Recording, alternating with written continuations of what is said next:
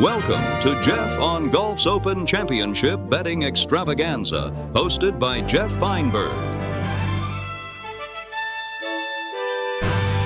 And here is your host, Geoff Fienberg.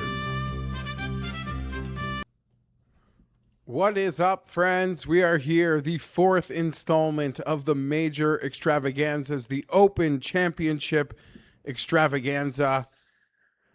You know, there's a lot of piss and vinegar for the Masters. It's been a while since there was a major championship. Too long. First of the year. It's not my favorite major, but the build up to it, because we go so long without one, is clearly the one that, you know, I'm popping for the most, maybe. And in this new schedule where they feel like didn't we just do this 2.5 weeks ago? I know that's probably what Jason's been thinking every month. Like, didn't we just do one of these? Aren't these supposed to feel special? Oh, man. No majors in August. Here we are. It's crammed in here. Who's playing well will probably win. Busy day, exciting day on the network. I could have started more lively there. But we got a watch along later. Jay, you want to give the folks a little tease on that? Yeah, I can talk through it. We obviously, for those who don't know, there's the World Cup happening later today. We got France taking on Spain. Pretty awesome game. We're doing a live watch along here on the channel. So if you want to check that out, live at 2:50 p.m. Eastern time. We'll be going live, giving out a ton of bets. We've been doing really well on these watch-alongs. We've swept the board on 3 of 5 of them, so pretty awesome stuff there, and I think they're a lot of fun, so you're going to want to check that out. I was in the office for the Spain-Portugal one. You had me sit in for the first few minutes. I gave a winner on that. You did give a winner on that? I don't remember what you had. It was like 0-0, no goals first half, so I'm a sharp. I'm a sharp. I don't know that I'll be there, but I'm tempted to, get one of those bougie chicken sandwiches in this part of town after this show, and then maybe sit in the back corner, watch some soccer. But before that, a real sport of kings. Open Championship, PGA round, live betting at FanDuel. Golf fans, the PGA season is in full swing as the world's best navigate these hallowed fairways. FanDuel is here to bring you closer to every career-defining moment. There's nothing quite like the emotional journey of championship golf. And FanDuel's round betting features let you join in day-to-day moments of it all with hole-by-hole markets like round leader, birdie counts, finishing positions, and more. No need to wait till Sunday for a big win. Think you know how it's all going to go down? Combine your top 5 finishers into a parlay for a shot at a bigger payout. And don't forget, with FanDuel, when you win, you get paid instantly. So you ready to play your game? Just visit FanDuel.com/forward progress to join in. That's FanDuel.com/forward progress to bet the PGA Tour with America's #1 sportsbook. Every swing can be a winner with FanDuel, an official partner of the PGA. Must be 21 plus and present in select states. For Kansas and affiliation Kansas Star Casino, or 18 plus and present in DC, Kentucky, or Wyoming. Gambling problem? Call 1-800-GAMBLER. Call 1-800-MY-RESET or call 1-800-789-7777 or visit ccpg.org/chat in Connecticut or visit emptygamblinghelp.org in Maryland. Hope is here. Visit gamblinghelplinema.org or call 1-800-327-5050 for 24/7 support in Massachusetts or call 1-877-8-HOPE-NY or text HOPE-NY in New York. For Louisiana, call 1-877-770-7867. You never know. There could be somebody on the grounds with $10,000 cheering against Wyndham Clark on the weekend.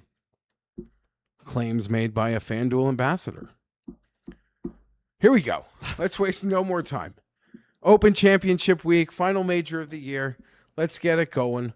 Caught the boys' show yesterday. There's a lot of golf shows in the marketplace. There's not many that talk about it the way Matt and Blake do. I'll give them that. I had to be howling at a couple points, for ball knowers. I was listening to that John Perry show back months ago. That had me howling. But the tap it in boys. One half of them, Matt, one of my favorite golf writers, live golf analyst. He's here joining us, batting leadoff because Mayo's golfing. And he'd done 3 of these, and I was like, bro, just you golf. You golf. I'm honored to be in the leadoff spot for my favorite show, Geoff on Golf, and I love the name. Yeah, there we go. Another callback. It's been a long major championship season here, Matt. Final one gets going this week. I don't know if this is an easy question, but who's got more pressure this week? Scotty Scheffler, who probably before the season started, even if he didn't want to get ahead of himself, couldn't probably help but think like if he really put the hammer down this season, he would enter like rarefied air where we could start talking about crazy things and he could maybe consider some crazy things. Or Tommy Fleetwood, who has kind of verbalized this is the most important golf tournament of his life. Even taking betting odds out of it for a second. Like, who do you think is wearing more pressure this week, and how is it not Fleetwood? I think it's Fleetwood who has more pressure. He's obviously put some of that on himself.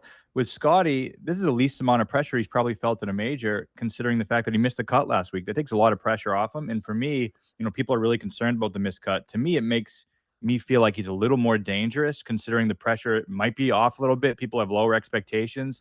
The odds are going up a little bit. And to me, that I'm a little bit worried about him now. I mean, I'm always afraid of him. The miscut didn't necessarily scare me from thinking he's going to win. And a lot of the stuff I saw from him on the weekend last week, just be it like from other people seeing him around town or golfing around or going out for fish and chips. Yeah, I don't know. I got a feeling the miscut did him a lot of favors, actually. Let him take a breather. So. Let him get to that course a couple days earlier as well. And some of the footage from the Open's official YouTube feed, there are a lot of guys that were there on the weekend last weekend. Maybe that'll be an advantage. Course is a bit different.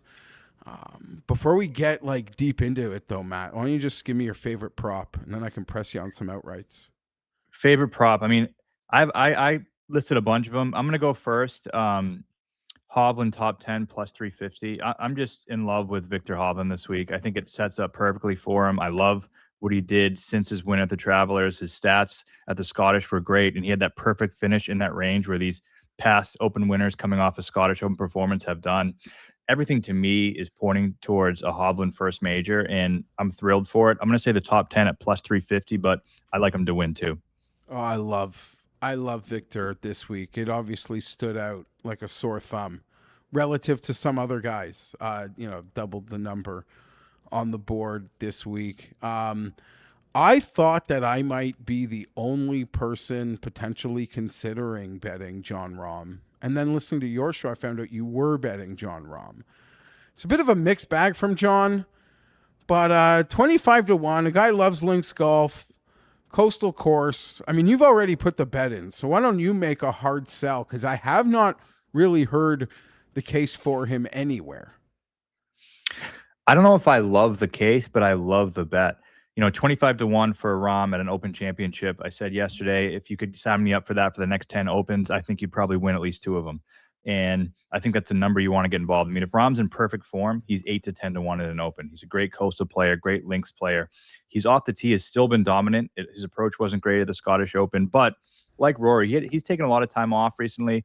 I think that's kind of hurt him. Whereas now he got the rust off in Scotland, and his worst day was Thursday, which I think is a good sign.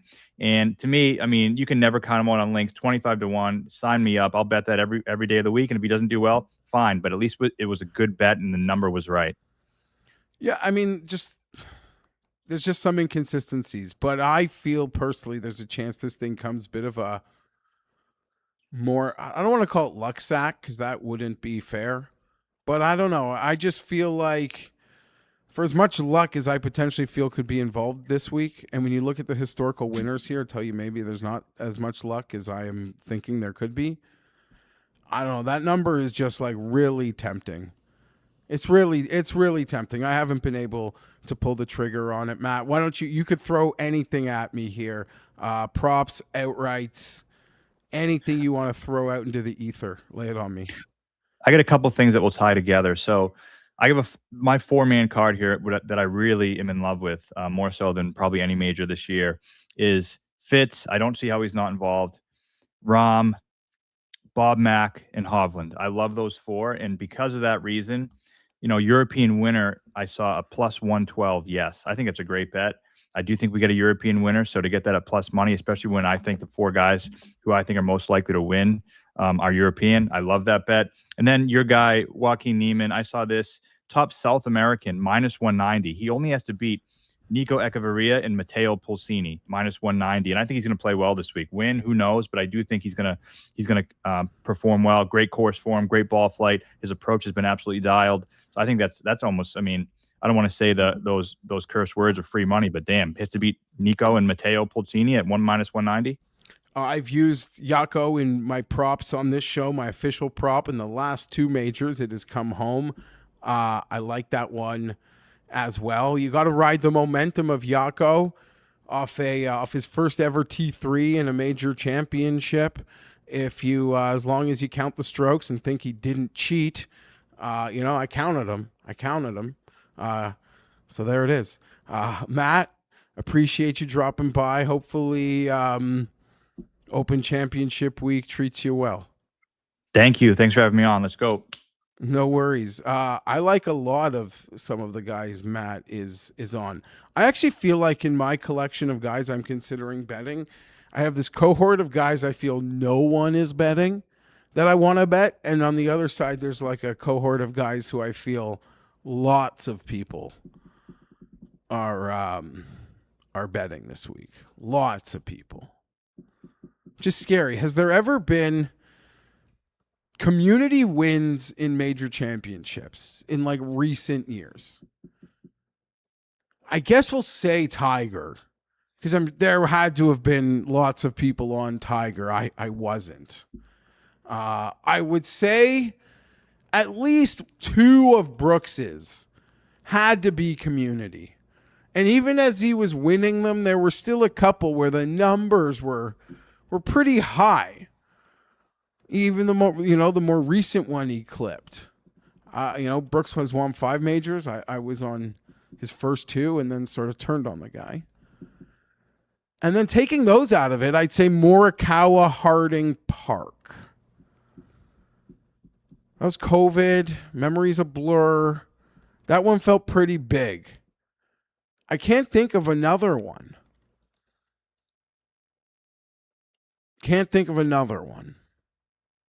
Maybe my next guest might have something, but he'll probably have better stuff than worrying about that. Alex Blickel, one of my favorites. Alex Blickel 1 over on the Twitter machine, director of analytics at FTN Fantasy, contributor at BetSperts Golf and 4for4 Football.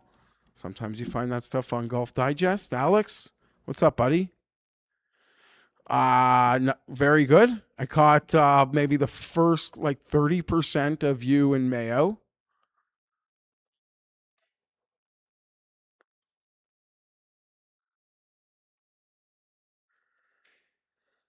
No, good. You can hear about Cust stealing a guy's golf club for a year.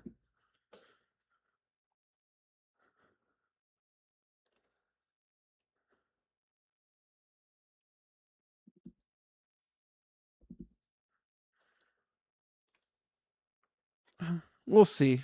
A lot of hijinks. Not the sort of hard modeling that you might have. Hands up from back corner here. Yeah, just not pulling him in. Give me a couple seconds here. I'll make sure that he's good to go. And then we should be good. Say what now? We just can't hear him, but I'm going to make sure that he's good to go. Just give me 2 seconds, and then we will figure this out. Just filibuster for 2 seconds, and we got this. Okay. Jason's doing Jason things. I love the guy. Couldn't hear Alex, so I was talking to myself. All good. You right? Yeah, we can hear you. Don't worry, you're good. I can hear you. Are we good now? We're good now. We're good okay. now. That's great. There we go. You can catch Alex over on Mayo Media Network. He did a good deep breakdown, far more serious breakdowns than the ones I'm involved in over there. And I guess for that matter, this show. But Alex is with us now. Alex, what's up, buddy? Final major of the year.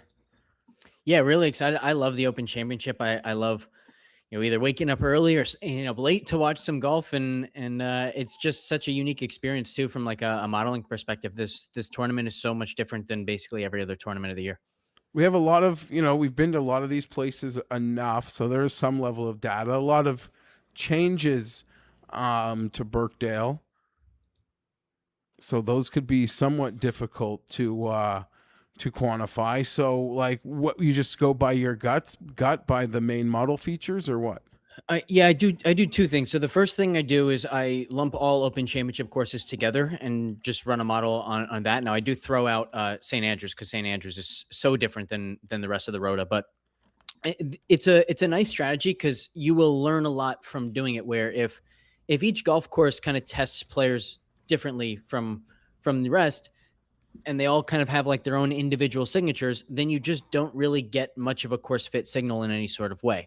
Whereas when courses do test players in the same way consistently, you get results like at the US Open, where you just get like massive signal in certain skill sets. And we have not quite as severe of like an Open Championship specific fit as we do for the US Open, but there's still a pretty clear pattern of distance not mattering as much as it usually does, accuracy mattering even more than it usually does, scrambling matters. Iron play doesn't matter as much, and I think it's kind of a weird one just because like obviously approach play is still going to be really really important. It's just a different test this week, right? You're not trying to land the ball by the hole. You're not making TrackMan golf swings over and over again. You have to shape the ball into the wind. You have to think about your trajectory, how much spin you're putting on the ball, everything, trying to land the ball in the right spots. And part of that is actually like choosing the correct spot to land the ball and not misjudging that first bounce. So there's just so much that goes into it that's different than a typical week, which is why I think you see less approach signal than usual, even though it's very clearly like still a hugely important skill set. Well, Alex, you're excited to share this one. I know that. Maybe not the player many people were expecting to hear touted today. Myself included. We're going deep down the board for an Englishman. And why don't you just, who I think putts with his thumbs together? Yes, he does. Matt Wallace is the pick. And honestly, like if you asked me last week who I thought I might be on for this week, I don't think he would have made like a top 30 list. I don't even know if I knew that he was in the field as of a week ago. So this one is a surprise to me, but it's not so much course fit related in terms of like the skill sets that I just talked about, but there's another thing that I do for the Open Championship, which is I look at predictive splits, and 3 splits have been like super, super predictive at Open Championships. The first is just major championship performance in general. The second is performance on difficult golf courses. The third is performance in windy conditions. And in all of those splits, I'm looking at the performance compared to that player's baseline. So I'm looking at who outperforms their own expectations in these splits. You can find all this data in my Discord through my Twitter if you are interested. But Wallace has the most severely positive splits of any player. So to give some context here, in difficult scoring conditions, Wallace has gained strokes in 69% of his rounds. That baseline number for him is only 54%.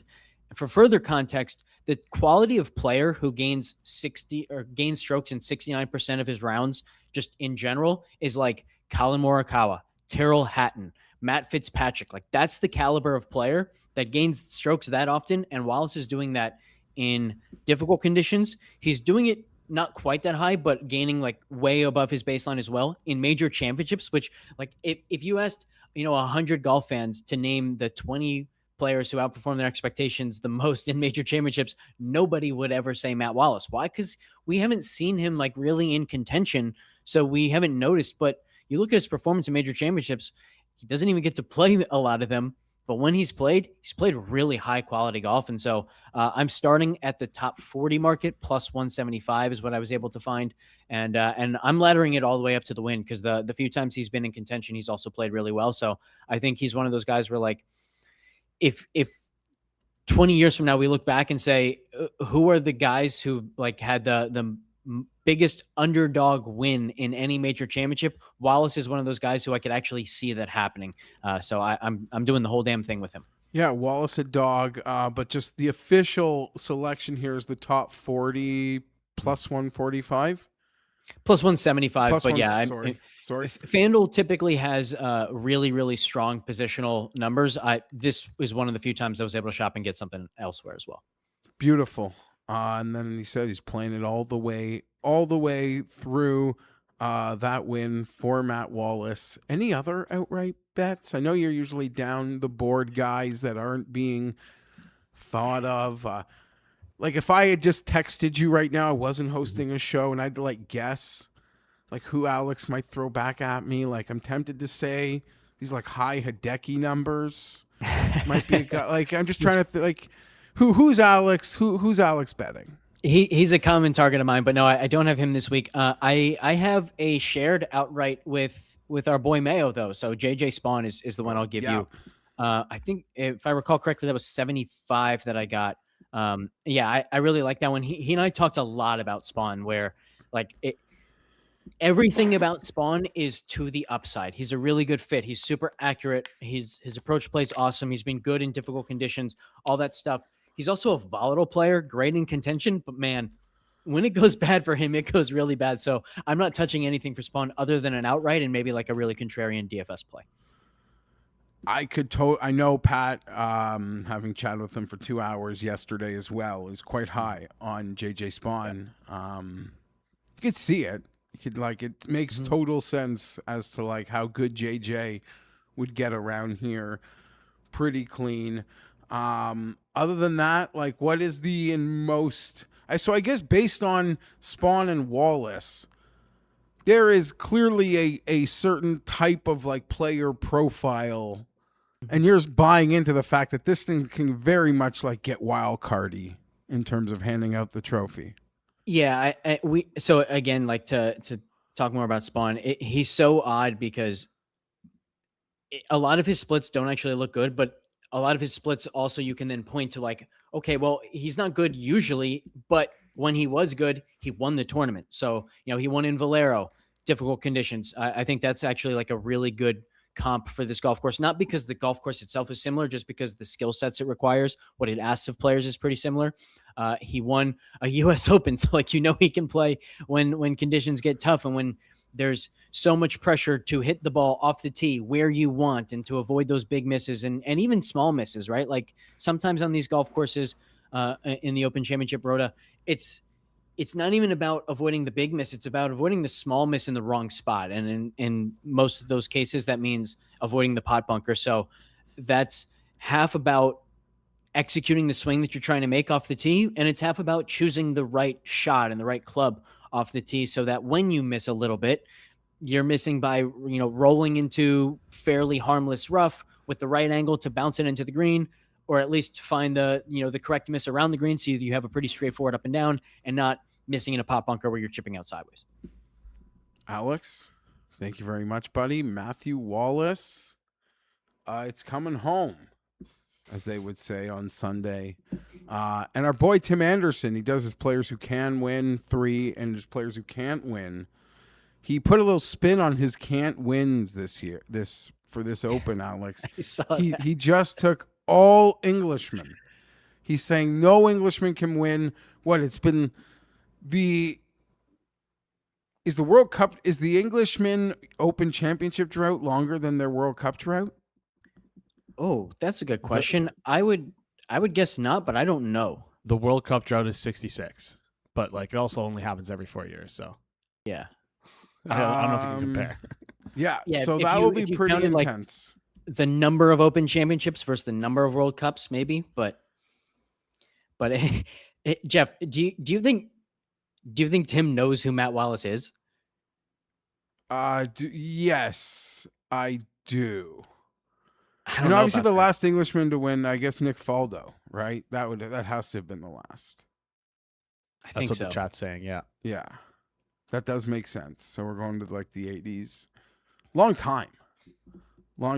But I never thought a Canadian would win the Canadian Open. I really didn't. And Nick Taylor did that. So obviously an Englishman could win this. Yeah. And they won't even be I was going to say, and then they got to watch the football game. Maybe they'll be in. All right, Alex. Appreciate you, buddy. All the best. Thanks, Jeff. Great stuff there, Jeff. A couple comments I want to get into before we bring on our next guest, if that's okay. Sure. I saw Hao Tong Lee in the chat. Yeah, I don't know where the Lee mention came from, but shout out to Back Nine Bets, who is now here ready to go. Shout out to Jeff Polston saying, Jeff, you crushed the ad reads. Yeah, that was a tough one. And then Patrick Berger in the chat is asking, who does Cuss like in all caps? I don't know if you're allowed to share that, but yeah, sure. Cuss picks were Sam Burns was his gold pick. Bryson was his silver pick. Hao Tong Lee was his bronze pick. And as only Tim could, because there were some questions about Sam Burns. Maybe by the time we were done recording, I guess that had gotten cleared up. He said his alternate pick would be bold and be Scotty Scheffler. That was his So old pick. that's who Tim. And then his Cans is Englishman. So Cans is the guy who's number 1 on the board, and Cant is just every Englishman. Yeah, pretty much. Okay. Ryan, what's up, buddy? Looking summer fresh. How we doing? Good, Jeffrey. It's good to be joining you as always. How we As doing? always, you guys know Ryan, contributor. Says contributor at BetSperts and 4for4. It's fair. Might have. Is that wrong? Did I? No, that's right. Okay. I might have just read into Ryan's bio and introducing Alex last. Is that what you did? I don't It's think all I very spaced, You'd think by the 4th time doing this, we'd be ready to go. It sounds like the ad reads are getting better though, bud. So No, this one was tough. And George, they sent me this one a couple days ago, but I didn't read it. I Usually I Byron, like to read it beforehand, and I was wondering where it would go. I thought FanDuel would just make me read a soccer one. They caught Byron me off came out guard. to, But good for them. Byron came and visited me for my birthday this year. We played a couple of rounds of golf. Oh, you guys spoke about that, did you? In the middle of the round, he's like, "Hey, did you see Jeff's ad reads?" And he's like, "You got to watch this." So mid-round, on a golf cart, I'm driving the cart, and he's got I got your phone up, and I'm just watching. Byron. He was dying Yeah, still, like he's watching it fresh for the first time. So, And I slotted him at the end of the hour so he can get it again. Nice. His only request and what time he's on is like an ad read. wants to make sure he's in the room and doesn't have to watch it later. So, respect. Hey, just in fans case are I ever fans. made like Jason burn them, he gets to see them, so he needs them all. fans are fans. It's like the all press is good press kind of situation. So, if anyone's tuning in for any reason, Jeff, you're doing a good job. Yes. I don't want to give them any ideas. Maybe they'll like splice up like a mega tape of all of them. Do what Pat's doing now, right? I think Pat's like he's doing his ad reads and then putting them on like 2.5x and then just jamming those things through, which is, Class. probably okay for all class. as long as the check clears. Yeah. That's Yeah. what he's doing. All right, Ryan. Open Championship. To some, it's the end of golf season, right? Like golf season kind of ends on Sunday. Guys like me and you feel like we're betting Detroit. I think that's what it is. Detroit on Monday. Until then, until we get to talk some Rocket Mortgage Classic. What are you feeling? What are your thoughts on the Open this year? Feeling luck sacky for you, or like, nah, it's a major top of the board. If I get tricked, I get tricked. I think I get top of the board for me. If I get tricked, I get tricked. I think it is probably not like super predictive, but like we haven't had a lot of like the Birkdale winners have been like alphas, for the most part. And again, that's not, I don't think necessarily predictive, but I think it is when you start to hear guys talk about it as being a fair test and kind of being a little bit of a unique track in terms of the Rhoda. I think we get a top of the board. Now I'm always probably going to default that way in a major anyway. I think, maybe shooting down the board, which I am in a couple spots. I think those are also each way positions. So, even if they don't get home, I'm giving myself the upside of someone getting home. But I think, I probably want to cover some of the big numbers in each way bets. But look, I just think we're, even if there's going to be a little bit more variance, if this place is burnt out and playing firm and fast, and that's going to, I think it'll add a little bit of a little layer of variance to the mix. I still think one of the best golfers in the world probably benefits the most from that. So, shooting for the most part towards, I would say the tippity top. I didn't really shoot short of 30, but I think there's just so much good meat on the board in that like 30 to 60 range that I kind of am swimming mostly in there. Yeah, that's sort of exactly where I have been looking. Yeah, I like Fitz at the top. Like, I don't know, the price is super short, but it's hard to argue with how well he's played basically, I don't know, all season long. He's been on an insane heater. He's playing great golf, but it's a short price. The Tommy price is wild. I would love to get your temperature on the Tommy price. I can't even fathom. I don't like we'll do it. I'll try to do it in 60 seconds or less. It's bonkers. Yeah, it's absurd. It's absurd. And I don't even get it to the point where, as I've pointed out a couple times on these shows, like I love the guy. If he wins, that'll be awesome. Oh, it'd be great. Are you kidding me? We trip over ourselves to celebrate. When does he win? When does he win? He doesn't win. He doesn't win. He won a 30-man tournament. There's a hit and giggle of like bags of cash. It was like, come collect your huge bag of cash. He collected the biggest bag of cash in a 30-man field. He's kind of self-described this as like the most important tournament of his life. Couldn't close out the Honda, couldn't close out an RBC Canadian Open. He's going to walk those back 9 fairways to close this out. God willing. God willing. But like you could bet yesterday morning, Hovland was more than double the price. They took all my money. They got all my money. And there's lots of guys you can make the case for, but I just don't. I don't understand. I don't understand it, Ryan. He's not a win. Like his path to winning is either coming back from way behind and posting, which at that point you can get him like 80-1 that morning if you like feel that that's could happen. Correct. Or it's running away and hiding, a la Louis. Where like the back 9 is like it's like a Shane Lowry, like you're just, maybe there's a par putt you'll make, but you'd have to make like 4 mistakes to like lose. Those are the ways. Yeah. Those are the ways. Maybe like an ultra crowded leaderboard would alleviate some of the pressure because there'd just be so many names that like no one is true. But yeah, so I don't see it. And you could go case by case as to why that guy should be higher. Sorry, Ryan. I didn't mean to take time. I asked you. About Tommy. I asked you. So what's your prop? So I'm going to stay kind of in the same space. I'm going to talk out of both sides of my mouth because I agree with you. When you hear Tommy talk about how much this matters to him and how important it is, and like again, growing up, he still has a house there. Like it's still like he's very local. All those things. At the same time, another great man, another Englishman, has talked about how this is a fairy tale and he has a love story with this place. But this guy's a big game hunter. We have a stretch here of like our 3 majors we've had to date, T3, T10, T11. If you were to look at the other, I think Siggies that we would kind of put in that next tier, for me personally, Players, Memorial, Riviera, T13, T12, T7, Justin Rose, plus 150 here on FanDuel to top 20 with ties. I bet him 43-1 to win.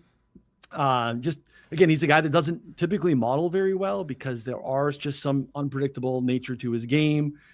He's not like a week in and week out consistent grinder, but it is really, really hard to argue with the fact that this guy pops for big events.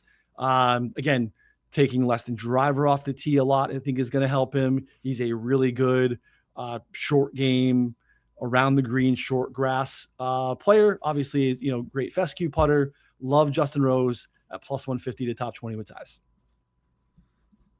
I mean, he checks all the boxes. Are you betting him to win? Did you bet him to win? Yeah. Yeah, no, you did. It's a good price. I'm with you. The Hovland thing. I'm guessing you clicked Vic as well. Vic, Hovland, and who? You bet Hovland to win? Yeah. That's like my biggest bet. Not my shortest odds, I don't think, but like that is go. Like I would have risked more on Victor than I imagine.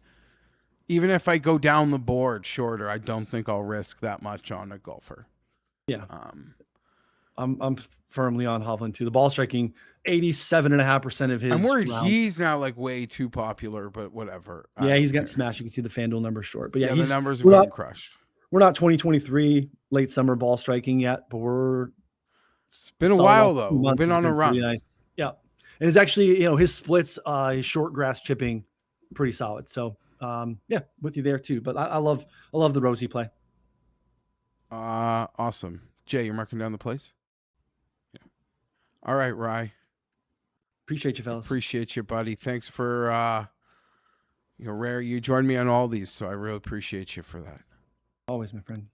Thanks, man. Good luck this week. Cash some winners. Yeah, maybe even if it all goes bad, maybe Corrales will bail you out. Jay, how you feeling? Feeling great. You want me to do a quick recap of the first 3 picks so far? Or? Sure. Because we are going to have something. We have like a little bit of a contest going on here at the Hammer with some picks, and maybe we'll get to that in a couple minutes here. But I'll give a quick recap of everything that's been given out so far. We got Matt Vincenzi on Victor Hovland top 10 at plus 350. Alex Blickel, Matt Wallace, all across the board, but his official play is top 40 plus 190. You're going to want to shop around for that one. Then finally, Ryan Noonan, who you just saw, Justin Rose, top 20 at plus 150. Yeah, good stuff. All right. How am I doing? Am I doing okay? Yeah, you're doing fine. You're going to be all right? Like, I know you got to do a soccer game after. You have time I'll be for your fine. lunch. I didn't. I know you're like, I know they grind you hard here. They grind you hard here. Okay, let's keep going. Okay, yeah, here we go. One of my favorites. We're up next. Joe, what's going on? Joe Idone, the host of the Preferred Lines podcast, contributor at Read the Lines. Final major of the year. I was telling Noonan, for lots of people, this is like the season finale of golf. For guys like us, we'll be talking Detroit next week. But until then, major championship. How you feeling? Like this, like don't go down luck sack or like true test of talent? I'm going to say true test of talent, though. I think the way that they have the course set up this week in terms of the firmness, in terms of the changes that they made to kind of at the discretion of the RNA, I think they got this thing set up to get the winner that they typically want. It's their 11th Open Championship at Royal Birkdale, and it's pretty much all been heavy hitters, so I expect nothing different. Okay. Yep, the Irish Sea will set it up for a heavy hitter this week. All right, before I get into who you think is going to bring this baby home, you'll give us a couple nibbles. I don't know if you've released your full throttle yet. I'm certainly still making some final decisions. Let's get your favorite prop here, Joe, and then we'll save that for after. Favorite prop. Favorite prop. This is a layup, Jeff. Top 20, Xander Schauffele. Over at FanDuel, I see you got the FanDuel stuff behind you. Plus 120, including ties. He's automatic. Do not fade this. 17 out of the last 18 majors. He has been pretty comfortably inside that top 20. He's done it in 5 straight Open Championships. Even going back to 2017 at Birkdale here, he finished T20, and he was not near the player he was today.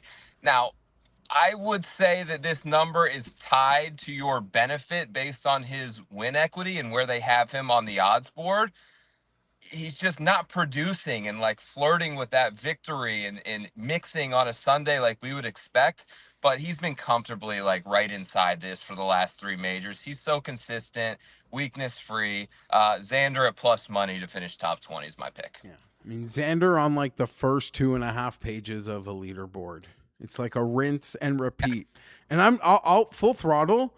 I actually got scared at the US Open where I know a lot of people did not stop, continue to drop their hammers because of what we were hearing with like the wind and the bit of the weather crapshoot, and just felt like, when you hear that, like that sort of takes, can be like a variable that works against Xander's true consistency and greatness, but no, it didn't faze him one bit. He did exactly what he does. He always does it. It probably wouldn't have been long before that one comes up, but hey, it's let's take it. Xander Schauffele plus 120. All right, Joe, give me a bet you've made above 50 to 1. Above 50 to 1 is Siwoo Kim. Oh. Don't look at the Open Championship history because it's going to scare you away. But the guy's been so consistent. Another one I'll throw in there into the prop realm as well is top rest of the world, which is basically all the President's Cup guys plus Neiman and Cameron Smith. Siwoo's plus 750 there. It's him and Tom Kim, like 1-2. and he's just producing at a much higher level. He's number 1 in the President's Cup standings. Not that that matters, but he's been the best player of that group all season long. 9 top 10s. Tom Kim has 3. Minwoo has 3. Hideki has 2. Siwoo's consistently producing, and I think that you're getting a benefit in that price, particularly in the rest of the world, because so many people are like on this wagon of Tom Kim and the train that's moving on. Played fantastic, but I think Siwoo's the better play this week, especially given the demand on accuracy on the golf course. And I took that outright at 65-1. Yeah, you definitely could be onto something. I like that rest of the world prop. Siwoo, he's how do I put this? I guess he's like Fitzpatrick without the wins. But I know what I'm about to say next is like insane. Like Tommy Fleetwood doesn't have like 30 points better chance of winning this golf tournament than Siwoo Kim. They both sort of do the same freaking thing. A lot. Hit it straight. Got to make some putts, but I do trust his ability to scramble in the short game. And, weird stuff happens. One bounce, like Fitzpatrick said last week. He wasn't getting any of the bounces. A couple go your way, and it can produce a winner, like we saw with Jordan. Joe, appreciate you, buddy. All the best. Xander Schauffele, top 20. Mark it down. Don't want to officially start counting the money yet, but early in the tournament, you got to start thinking about it. Start thinking about it. Thanks, Jeff. Appreciate you as always, man. Enjoy the best. Find Joe over at Tour Picks. Always great content. Him and Hasselbauer put out some great. You know what? He's actually collabs with a few guys we'll be talking to in that next hour. Hasselbauer and Keith Stewart.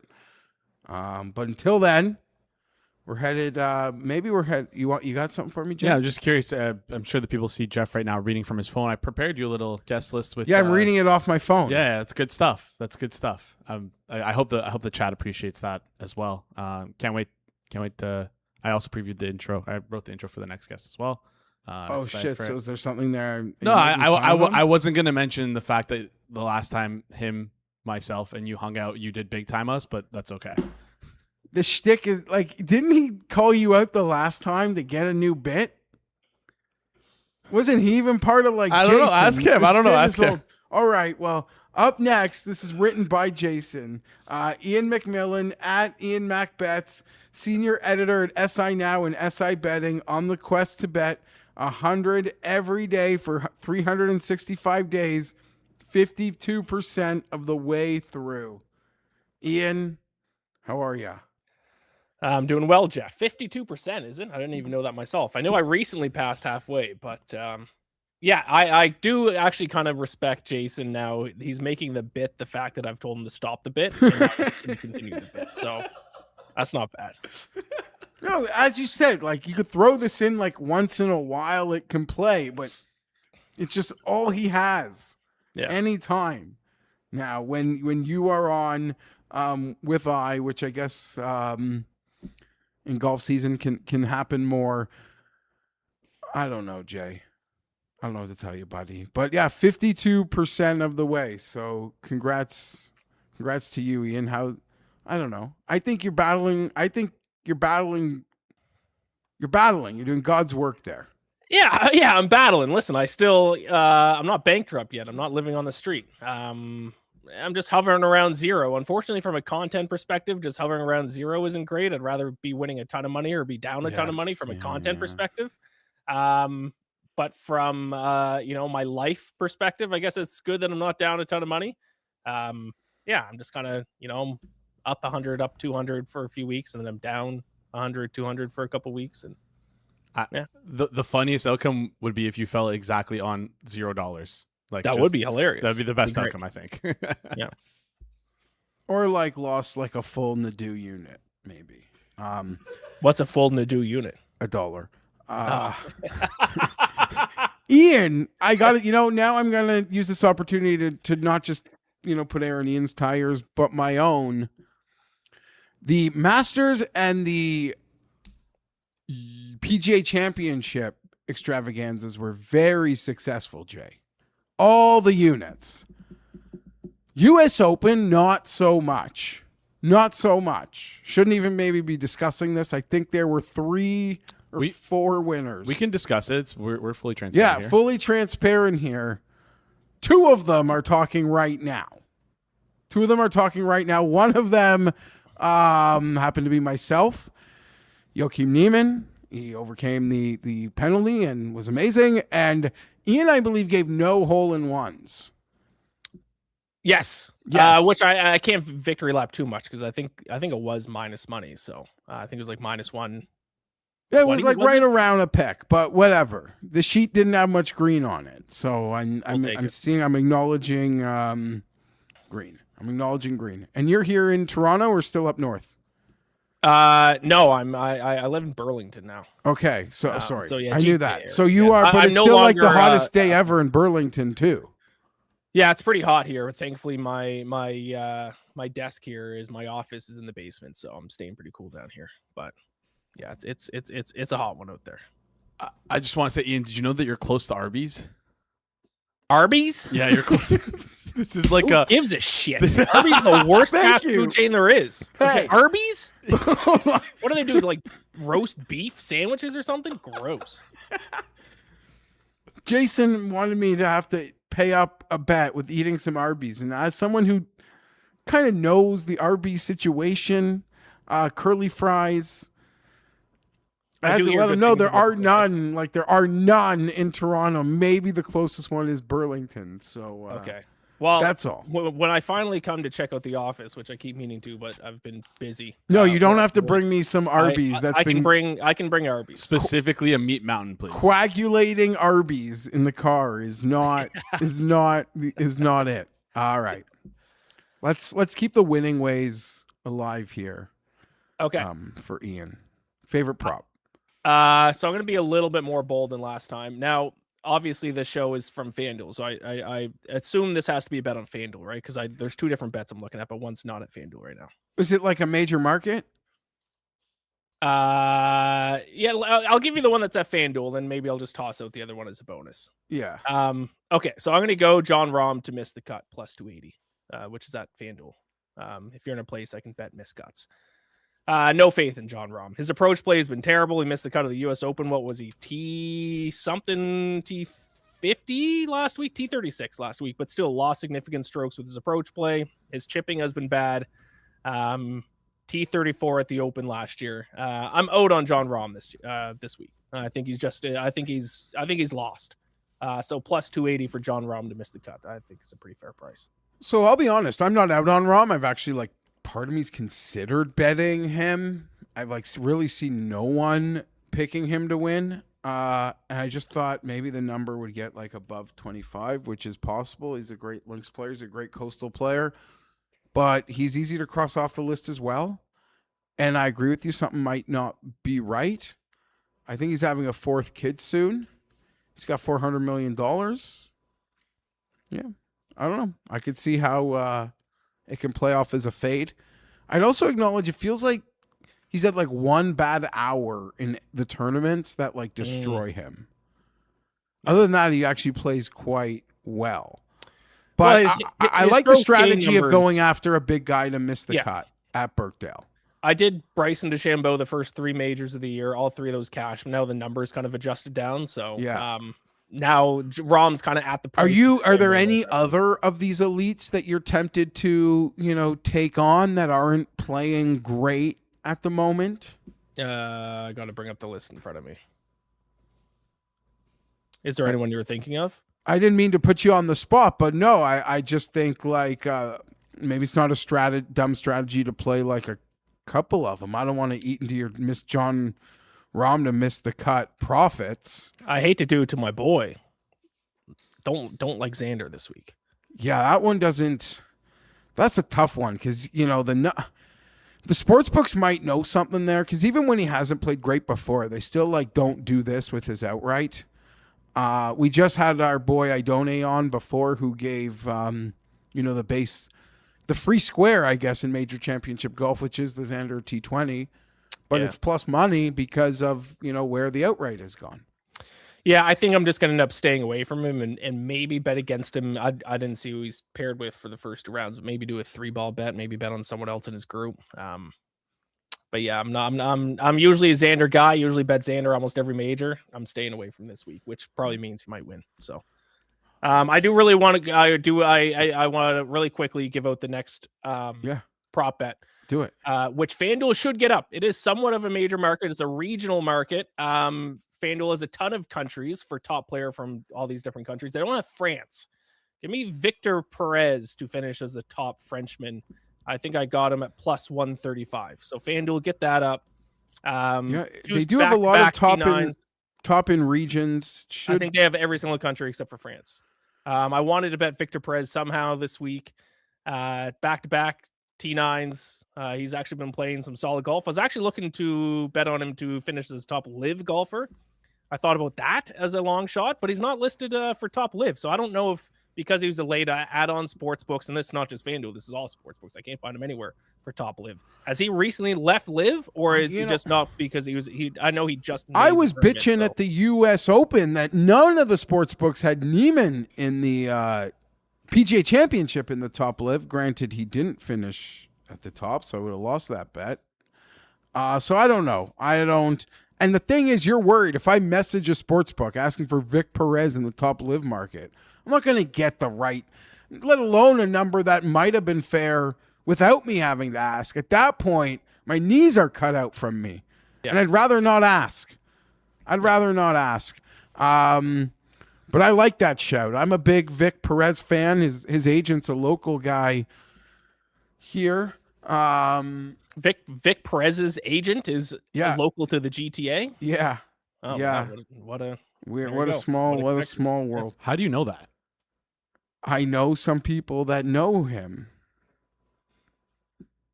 Okay. All right. I like it. Let's go Vic Perez. All right. Before I get you out here, Ian, and follow Ian at the SI betting, SI golf betting. I like that chart that comes out. We'll have some of your friends on that chart here later. Oh, showing up next for my ad read, just in time. You don't have to stick around for that. Who? Give me a winner or two, Ian. To win the whole event? Yeah, I know you've had to write something up. Yeah, I'm Mr. Square this week. You don't feel? So that's Fitzpatrick. Fitzpatrick, Bobby Mack, and Wyndham Clark are my 3 best bets. No. And then I sprinkled a little bit on our guy, Corey Connors. Okay. 145 to 1. Like at that price, I got it. He's a guy who's historically played really well in wind. Yeah. If his irons show up, if his short game can have a hot week, 145 to 1. I'm sprinkling a little bit on. So when I'm asked for some content operations, I am like, find me a winner, a triple-digit winner. I've given 2. It was Bhatia and Connors. There you go. All right. Thanks, Ian. All right. See you later, Jeff. Good luck. Later, buddy. You can follow Ian at IanMacBets on Twitter. Okay. All right. Good stuff. Always enjoy chatting with Ian. I should have asked him because I invited him to play golf with Pizzola and I. He was up north. He was out of town. But it seemed like he got out at a course called like MILF Mountain or something. What? Yeah. When did you ask him? Last week, or I don't know. I was free last week. You weren't getting the day off work. What time were you going? We weren't back. Wait, hold on. Is that why you stood us up again? What do you mean again? On this, you have no. We at the beginning of the golf season. Yeah. You agreed to come on every Wednesday to cover. Sometimes my kids have an appointment. Sometimes I'm golfing. Yeah. There's a potpourri of reasons. I love it. And I didn't agree to every single Wednesday. You agreed to majority of them. Yeah, I honestly don't think you've been on the show for like 4 weeks, maybe, but it's okay. Listen, I'm happy that you're out and golfing. Whenever I'm on you, I'm not always go. Whenever I'm with you on your show, doesn't mean I don't. I have the 5 hours to go golfing. Okay. All right. Okay. PG. Quick housekeeping before. We have the live watch along coming up on the channel here. But also, Jeff, maybe you can read this out here for us. We have 8 bets for the games tonight. So if you care about the World Cup, I know this is a golf extravaganza, golf betting. If you want to get some World Cup bets in, Jeff, they're going to be on screen. You can list them all off for the people listening at home. Pizzola, Spain to advance, plus 128. Moretto, 1+ corner for each team in each half, -150. George, over 2.5 cards, -166. It's all there. I don't need to read this. You have to read it out for the people. A goon is on France to win. France in extra to time, win. 12 I to can 1. do the ad read. I don't need a correct score 0-0 90 minutes, Jay. You know that's my kind of bet. Spain to win in extra time from Clev. I missed Jacob. Danny Almo over half an assist +500, and then Kanish, Danny Almo 2 goals. Is that 50 to 1 or 150? I'm blind. That's 50 to 1. Who's winning? George, and then Moretto. It doesn't matter. George Moretto. Okay, sorry. PGA round, live betting, golf fans. The PGA season is in full swing as the world's best navigate these hallowed fairways. FanDuel's here to bring you closer to every career-defining moment. There's nothing quite like the emotional journey of championship golf. And FanDuel's round betting features let you join the day-to-day moments of it all with hole-by-hole markets like round leader, birdie count, finishing positions, and more. No need to wait till Sunday for a big win. Think you know how it's all going to go down? Combine your top 5 finishers into a parlay for a shot at a bigger payoff. I don't know about that. And don't forget with FanDuel, when you win, you get paid instantly. So are you ready to play your game? Just visit FanDuel.com/forwardprogress to join now. That's FanDuel.com/forwardprogress to bet the PGA Tour with America's #1 sportsbook, as agreed upon by former Birkdale champion Jordan Spieth. I don't have the disclaimer. Can you read it? You're doing me dirty. I'll get you in trouble. All right, must be 21 plus in I president won't select do it. states. For Kansas and affiliation, Kansas Star Casino, 18 plus in president in DC, Kentucky, or Wyoming. Gambling problem? Call 1-800-GAMBLER or 1-800-MY-RESET. Call 1-888-789-7777 or visit ccpg.org/chat in Connecticut or visit emptygambling.help.org in Maryland. Hope is here. Visit gamblinghelplinema.org or call 1-800-750-5040 support Massachusetts or call 1-877-8-HOPE-NY or text HOPE-NY in New York. For Louisiana, call 1-877-770-7867 in Louisiana. Okay, let's go. Coming up next, one of our favorites. I think Jason's favorite now. Because he's messaging me last week, like, got to get Byron on the show. And I'm like, dude, he's been on like all of them. Okay, he's been on all of them. Fantasy Golf Degenerates, 2023 FSWA Golf Writer of the Year, back 9 bets and Fantasy Golf Degenerates on the Mayo Media Network, lover of Uncrustables. Jacob wrote your intro, so there it is. Who wrote his intro? Jason. There you go. I've only known you for like 3 years, Jeff. It's okay. Jacob just came in, no? I don't know. Lover of Uncrustables. That might be on my tombstone. Lover of Uncrustables. And apparently there's some in the house here now. Are we doing this? some? Chocolate flavored hazelnut spread. Let's go. That's my Peanut favorite. Butter one, and grape. So you didn't even get like the goated ones. I was told by Byron that these are the goated ones, and I've never actually had one before. So you eat one. I'm gonna eat one, and I thought we were all gonna eat one together. Maybe I thought that would be fun. Sure. I did not manage to get out to get any though, but I will watch. Okay. All right. Okay. So Jeff, this you all take started the lead. because of the Uncrustables putter. Yes. Uncrustables putter. Byron never heard of it, and then here we are. And Byron is pro the putter or anti the putter? Anti. Yeah. Yeah. Yeah. It's like a $2,000 Uncrustables putter. It just didn't seem appealing to me at all.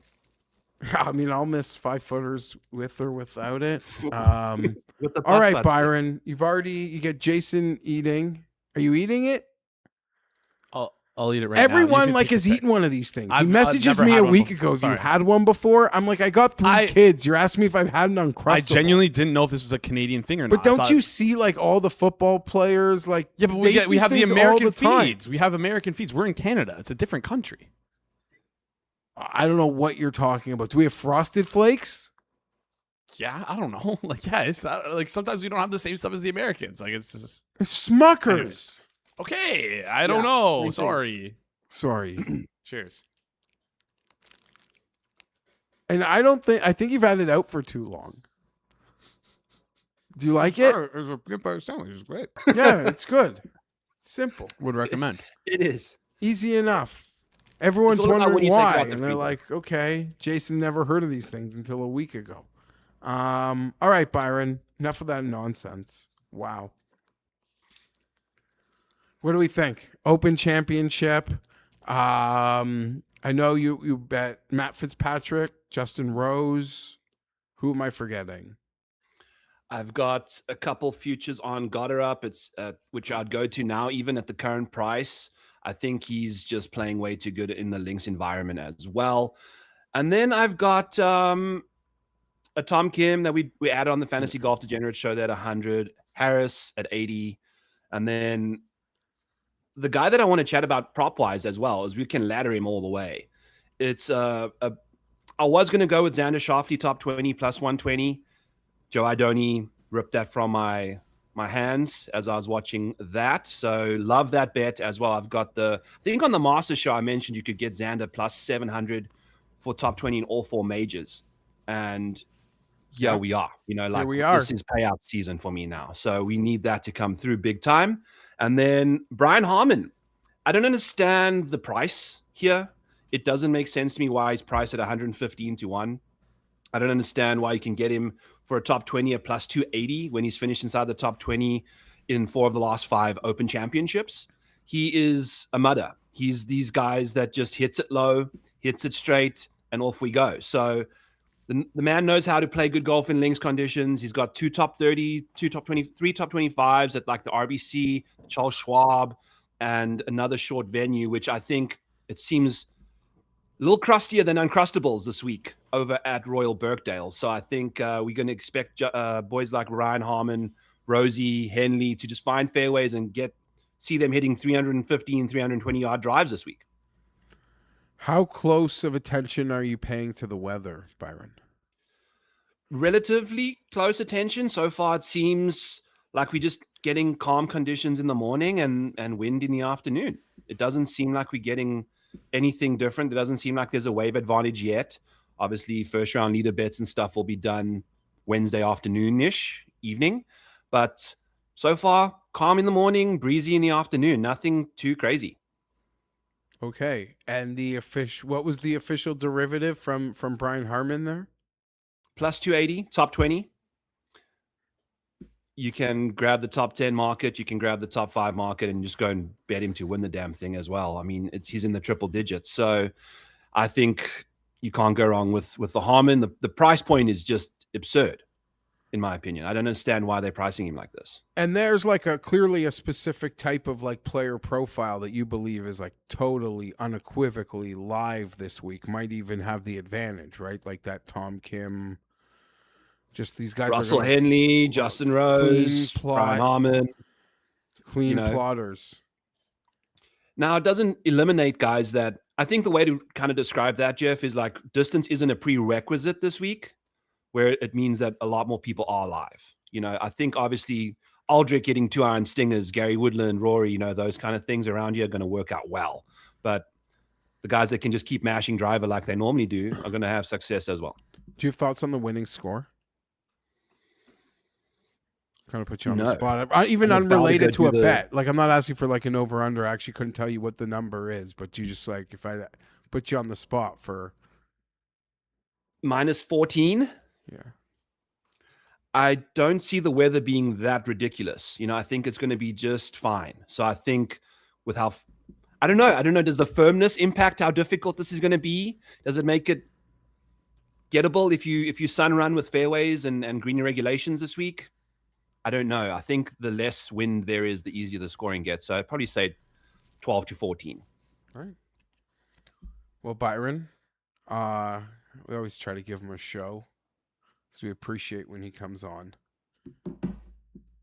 Thanks, buddy. Appreciate all the times you joined this year. Catch Byron, Fantasy Golf Degenerates, or he's been do his live shows.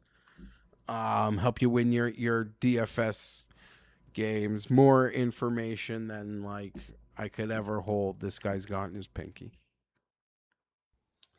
Let's have a day, my brother. Good luck this week. Till next time, B. Thank you. All right, Jason, how was that? That was good. Your first Uncrustable. Honestly, do you have water? You're gonna have maybe a little dry mouth now, right? I'm kind of have like the sticky mouth right now. It's not the best. You wanted to get me to eat one, while I'm doing the show. So I don't know. Sorry, I thought this would be a fun thing that we could share together. You have water anyway, so you're fine. You need? No, I'm good. I'm good. Okay. I'll grit through it for the next. Oh, it's another hour. Well, yeah, I'll grit through it. Hey, we're climbing. We're going. Let's keep this train on the road here, Jay. Coming up next, Chris Felica. Chris, what's up, buddy? Thanks for joining us again. Open Championship week. I guess before we get into it, I don't want to steal the mojo. I'm doing the show, so I won't be able to see if you posted your Twitter video. I did. About a soccer pick. If we could get a tease here, maybe. I took France in regulation today at plus 135, and I took France to win the World Cup at plus 145. People who follow me and you and obviously Jeff Schwartz know that I am not a fan of groupthink. And I think everybody is kind of falling on the same result here, under 2.5, low scoring. Maybe it goes to kicks. But I think there's a possibility that we are just kind of waiting for something from Spain that doesn't necessarily exist. They have been very fortunate against Belgium, been very fortunate against Portugal, didn't necessarily look great in the group stage. And we kind of thought they'd be growing into the tournament, but it hasn't happened. And now you're going up against the best team in the world. What happens if maybe France just come out and score an early goal and Spain can no longer play the type of play that they need to play, and they need to open up and maybe stretch and go for it a little bit. And we're sitting here maybe looking at a 3-0, 3-1 type France win. So I played France to win on the 3-way in regulation, and I still think that if France do win today, I do think they will beat Argentina or England, whoever gets out of tomorrow's semifinal. I think there's a lot of people with Spain futures that are very nervous about this game, and some even afraid to bet the game because they know they're just they don't want to compound the loss that they probably feel they're going to be swallowing in a couple hours. I may or may not be one of those people. Okay. That's sort of where I stand. I guess before I change the page, put you on the spot, what do you think the line would be for France in the final? Well, if they're, let's see, what are they? 250 to advance today? Is that what it is, or is it a little less than that? I know it's plus 135 on the 3-way. Minus 140 for them to advance. 140 to advance, so they'd be a bigger favorite against either England or Argentina. So I'd say they'd probably be close at $180, $2 somewhere around there to lift in the final. So that's why I think the better value is just kind of forecasting them to win today or advance today, and just kind of playing the plus 145 while you can get it. Yeah, that's why I asked, because I figured you had done that math sort of in your head, figuring how advantageous maybe just pulling the trigger now and sweating through that Spain game. And man, what a great Sunday that could be. And like a lot of sports fans, you in more particular, because you're not just coddled in the North American big leagues. The thoughts of this game on Sunday and the potential of one of these Englishmen, crowd fate, they're all top of the charts lads, be it Fitz, Tommy, Rose, Hatton, it's a collection of likable guys. I can't imagine the vibes on property on Sunday. We'd want one of their golfers in it. They've already talked about moving the starting times up because they don't want to coincide with the World Cup final. Because people got to get home. Yes. Yeah, they're gonna. Yeah. Can I give you one more thought? I know we want to talk open. No, I want the thought because we're live and the game's in. No, I know we are. No, it has to do more with probably tomorrow. But you probably do need to make the bet now. If you look back at Golden Boot, Champion, Golden Ball, Golden Ball is the most outstanding player of the tournament, and I think there's still a bet to be had here on Jude Bellingham, and I just made the bet over at FanDuel at 440, which is the best price that I have seen around. Maybe someone has a better price, but I don't have access to it. FIFA, they like to spread the wealth around. And in 2022, Messi obviously got the golden ball and he won the title. But if you go back before that, in 2018, Luka Modric won the golden ball and they lost. 2014, Messi won the golden ball and they lost. 2010, Diego Forlan for Uruguay. They didn't even get to the final, and he got the golden ball. Like Oli Khan, 2002, 2000. There have been a lot of examples where the player on the team that won the title did not win the golden ball. So I think if England were to beat Argentina today, I think it would almost be a certainty that Jude Bellingham would get the golden ball. And even if England were to lose today, then maybe there's a possibility. But again, at a nice plus price, and certainly there were some people out there who have been betting Bellingham at 10-1 or so early in the tournament that got a much better price. But I think if you lay out the possibilities that England lose to France or Spain in the final, he still does win the golden ball. So I'd take a look at that as well. I like that angle. Game winner versus Norway, the 2 goals versus Mexico. It all sort of, there's the case. He plays for a power team in the sense. I like it. All right, Chris. I'm happy to have spent that time talking soccer because love the tournament. I'm hyper fascinated in today's like Cowboys 49ers 1993 NFC title game vibes to this soccer game. Yep. So it's even more exciting. But let's just give me a couple minutes on your favorite prop here for the Open Championship.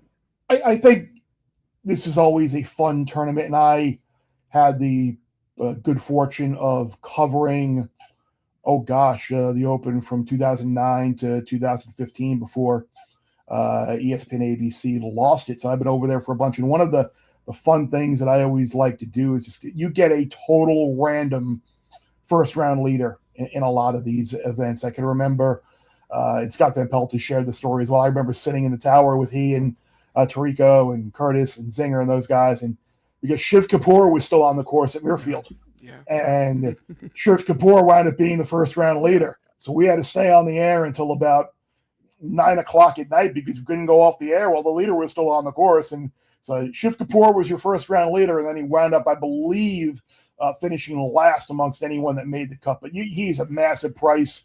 You've had some ridiculous names that have been first round leaders. So let me just throw 2 kind of wild cards at you that I bet first round leader. And I also bet top 30.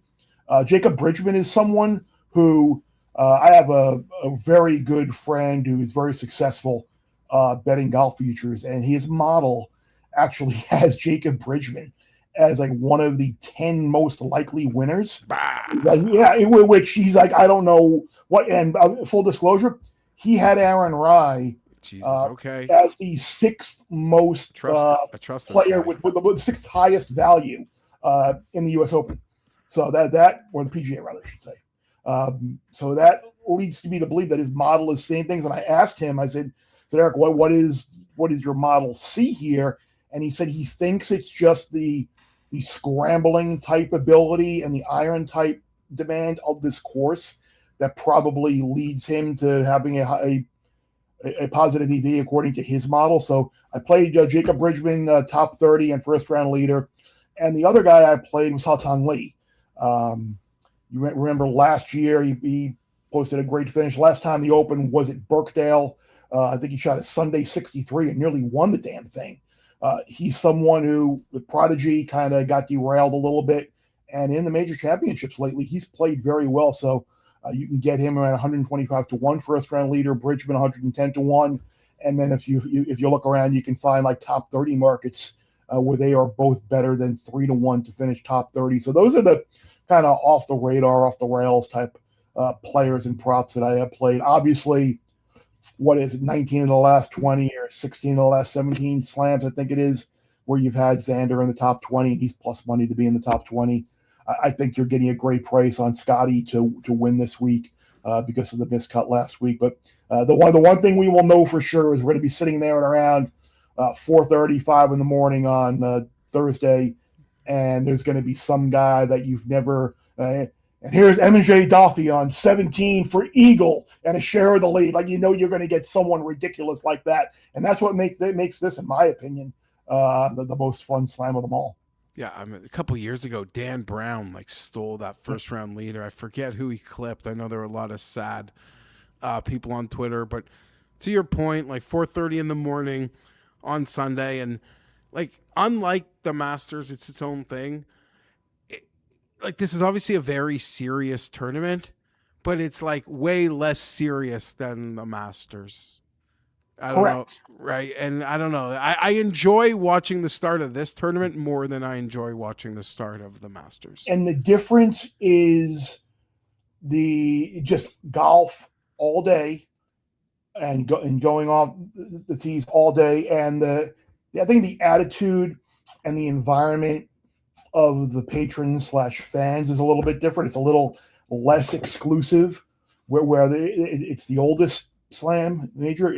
I think it was the one that I had always the most fun covering and the most fun attending, because sun up to sundown golf, these little villages throughout England and Scotland that would host. It was always an awesome time, and you could run to the Ladbrokes or Betfred or whatever was in town and make your wagers right after the round before the next day, or before we got going the next. I can remember the year that Ernie Els won the Open Championship. A buddy of mine made 2 bets before the tournament. He bet both Brent Stedeker, who was the 36-hole leader, and he bet Ernie Els. They were both around 50, 55 to 1 or so. And I can remember scrambling to get to, I don't remember where it was, if it was Ladbrokes or, like I said, Fred or somewhere else, the morning on Monday morning, because by the time we got up there, they were closed. So Monday morning we had to scramble, and he had to get paid before the flight. And it was a fun little wild goose chase to get paid. But stuff like that, the stories that I have for being at this event, just so great. Awesome. Maybe the best event of the year. Love chatting with Chris, contributor over at Fox Sports. He's got his hand in so many things. One of the best. Thanks so much, Chris. Appreciate you, bud. Have a great weekend, everybody. Enjoy the golf. Thank you. Always a good time chatting with Chris. He's expert at everything. And I don't say that in the way that I might say that about some other people who just like to think they are. What's up, Jay? How we doing here, bud? We're moseying on through. We didn't really get an official one from Chris there, official pick. He gave out those I'll say those top 30s. Top 30s, both of them. Yeah, we'll just throw them in there. Okay, fair enough. Throw them in there. Fair play. Fair play. Sky, is he up, Jay? Throw him in here for me. Miss his pretty face. Skylar, what's up, buddy? Sounds like he's muted on the back end. I'll talk to him, get him sorted in just a second here.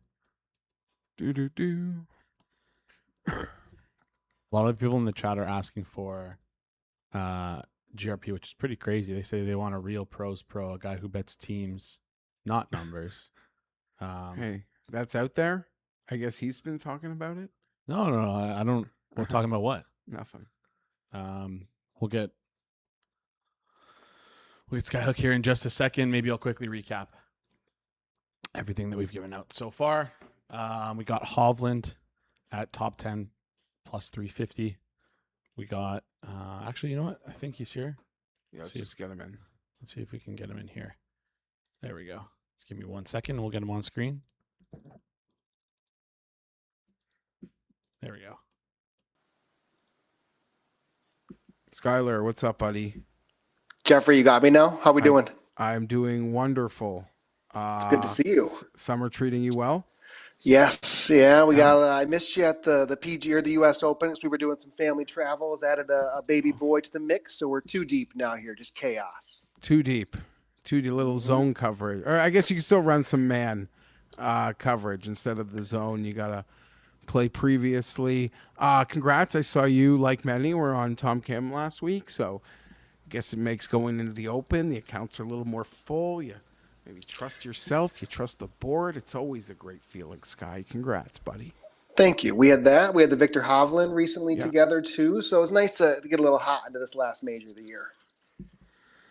Beautiful. Let's I don't want to waste any more time. Throw it at me, Sky. Favorite prop here. Yeah, I emailed you or messaged you Yeah. two of them earlier. I Yeah, got one give 'em more I'm going both. to add to the mix. So Oh, actually, we'll all start of with it. two live golfers together in the low live market. I went with this same style with Carlos Ortiz at the Masters. Quite possibly the worst bet I had made in the history of my career, outside of maybe Freddie Schott last week, who finished last by about 9 shots. Happens. But it does happen. So two guys that I'm super big on, and one of them with a load of links experience from the DP World Tour, which is Lucas Herbert.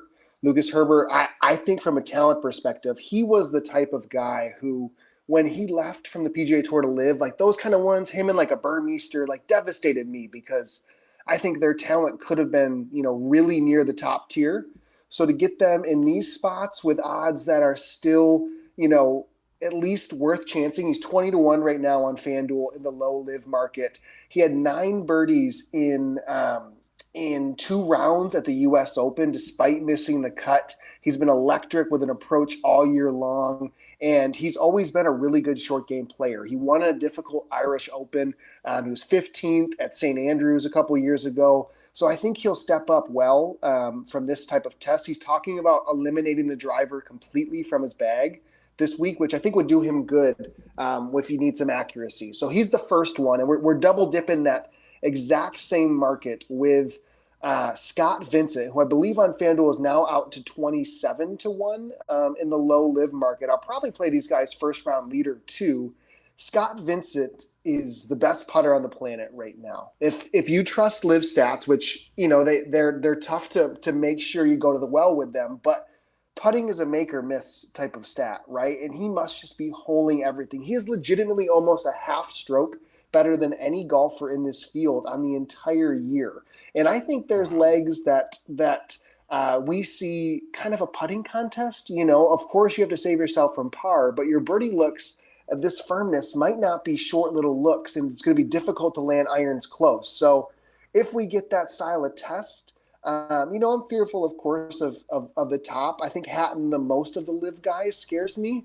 But overall, I think these guys can definitely steal one from a live market standpoint with just so much variability that goes into links test. So at deep odds, I think you can double dip it.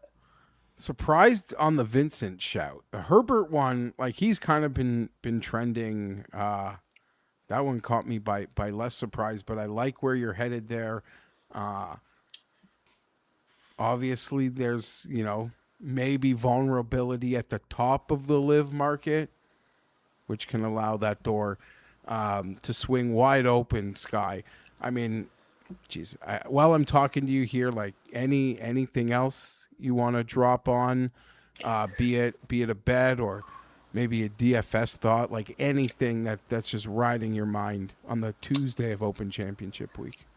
Yeah, I didn't send this one in advance. I was digging into the low amateur market. We're going to have to ask FanDuel to get theirs up. Right now, it's not ready for them. But, when you think of amateurs at the Open, that's probably the best time we've gotten to see some of these guys flourish. You get some cool ones at the U.S. Open, but you just get complete kind of random names that have local success or have gotten their way in from winning, amateur championships that are tested often in links golf. So there's a golfer by the name Stuart Freehan, Freehan, I believe is how you spell it, or Grehan, Grehan.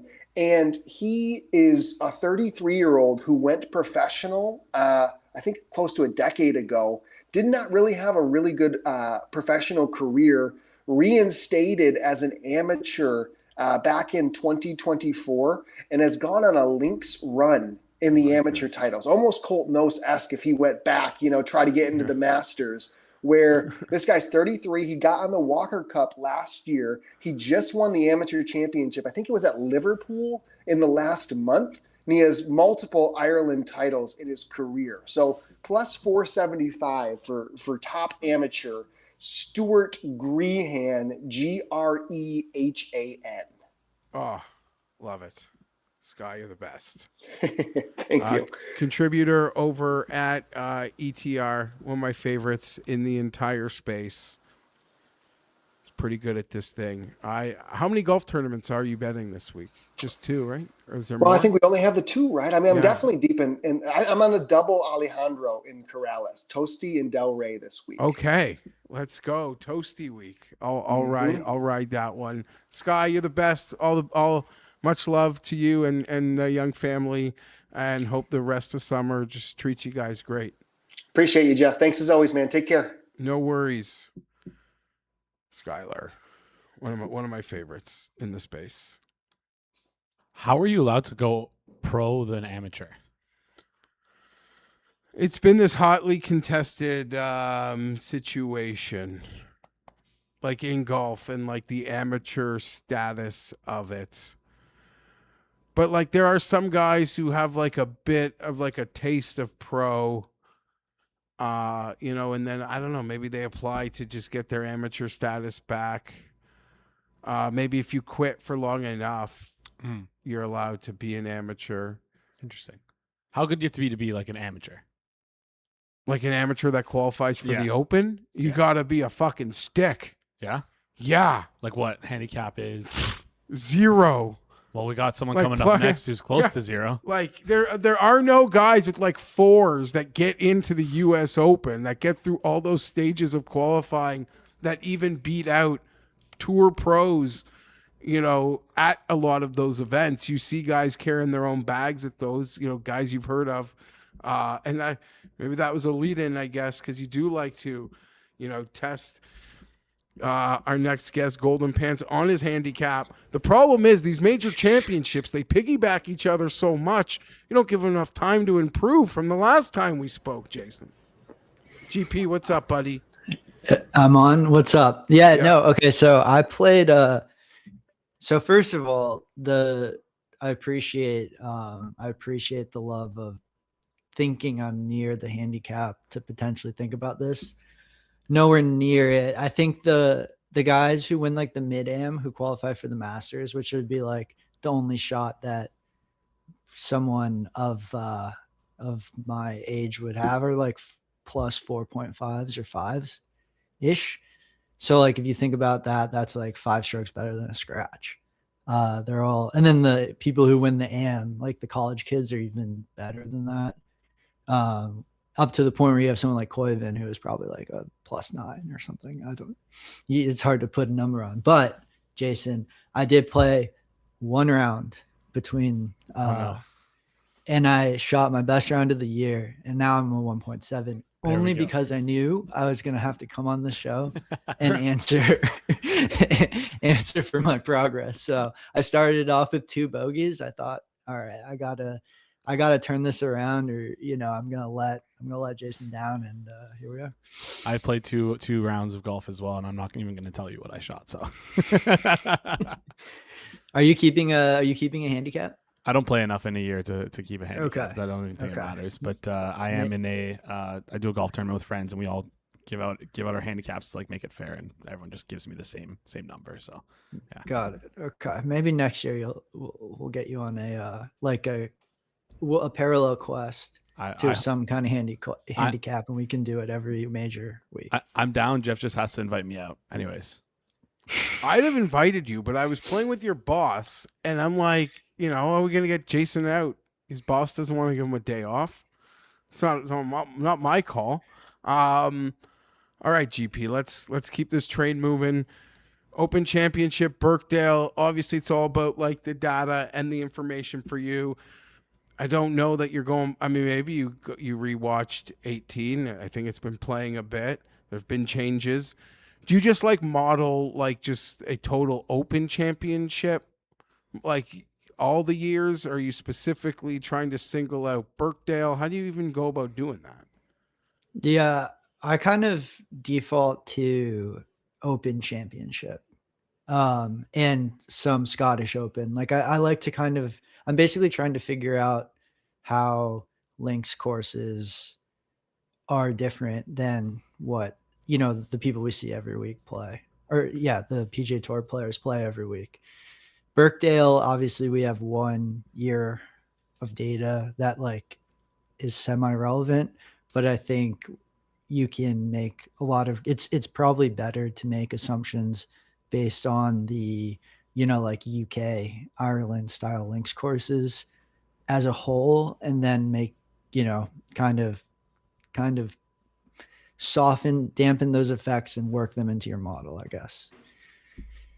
And I guess, does that create like, that probably creates a level of like players who you just don't think can fit here at all? Are you like picking on them? You've got the machine set to take the bets.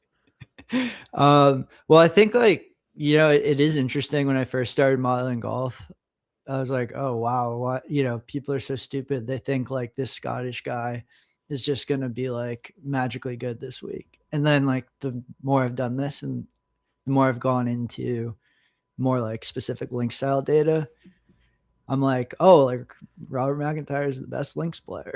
Like it's like actually somewhat predictive. So like, I think that, yeah, there's some nuances to links golf that are very different than the PGA Tour.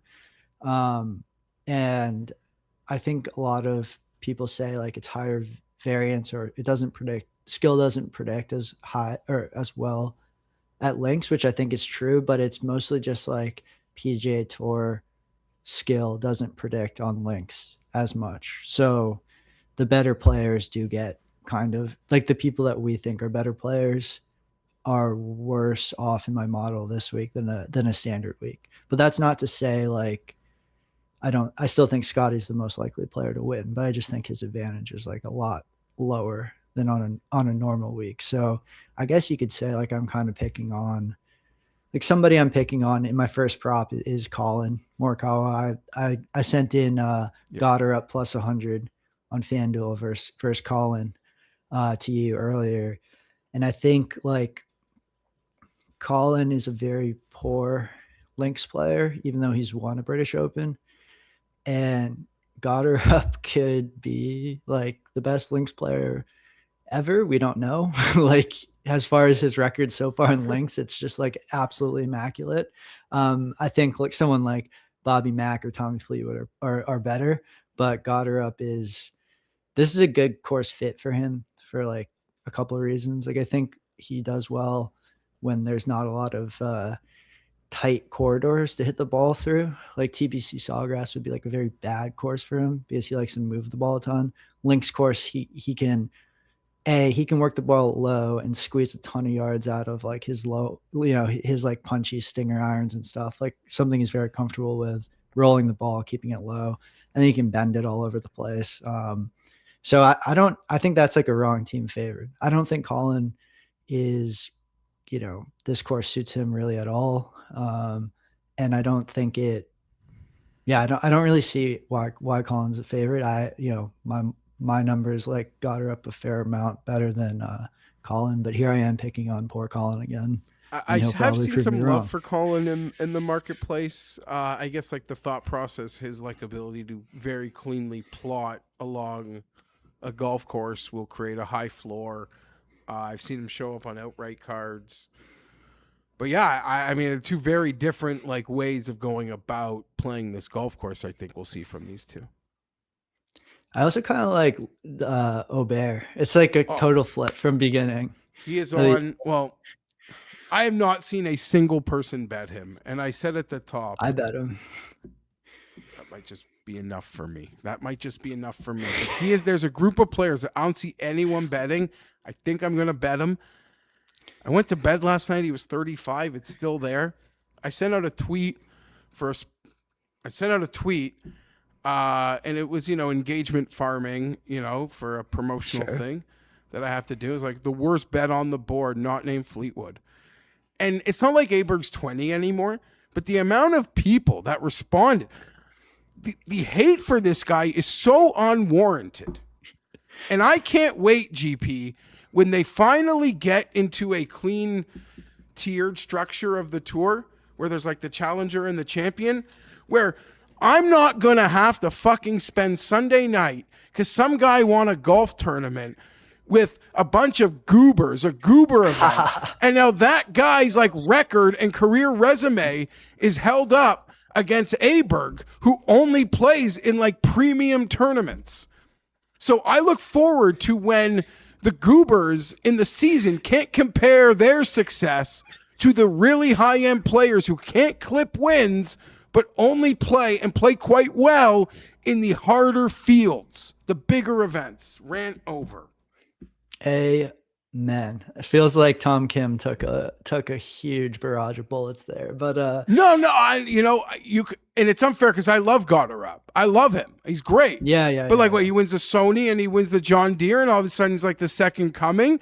I think he's amazing. I might even bet him this week. So I don't want to throw these strays. But what do you think would happen if Aberg played in the John fucking Deere? Or the that's all. It would be his first trip to Silvis. Yeah, Illinois. exactly. He's not going. And maybe I'm an apologist for the guy, but I think the hate has jumped the shark a bit. And I don't like that I wasted time with you ranting. I'd rather you do the talking. No, I mean, I was the person who said if you bet Aubert at the Masters or Aberg or however we call him now, like you have no mojo, like get rid, just go forward to Harbour Town. So like I've but he was like 18 or something. Like what were the odds? Exactly, He's almost could probably find almost double today what the Masters was. You could. Yeah. And anyway, like I think one thing that he struggles with is he's not a great chipper. We all know this. Like you actually don't have to chip as much in British Opens. You can hit a lot of like rolly, punchy shots or putts and whatnot. He's not. I think like people think that you have to be like this magician around the greens, but you actually get to do more easy things at British Opens. It's hard to get the ball close, but you can like putt from around a bunker at 17, at St. Andrews or whatever. But I wanted to give a 2 first-round leader bets for people who wake up early. Yeah. I like Woodland at the FanDuel number. They have him at 0.8%. We make a 1.1%. And Bobby Mack, the greatest links player, they have him at 2.2. We make him 2.8 first-round leader. Not having a rerun for weather today, but I think it hasn't changed that much. Awesome. Moretto in the chat says, someone get Jason a napkin to wipe his chin. I guess he enjoys talking to you also, GP. All right, buddy. Goddard over Morikawa. Plus 100. Yeah. We'll go with that. Okay. Are you picking on Brooks this week?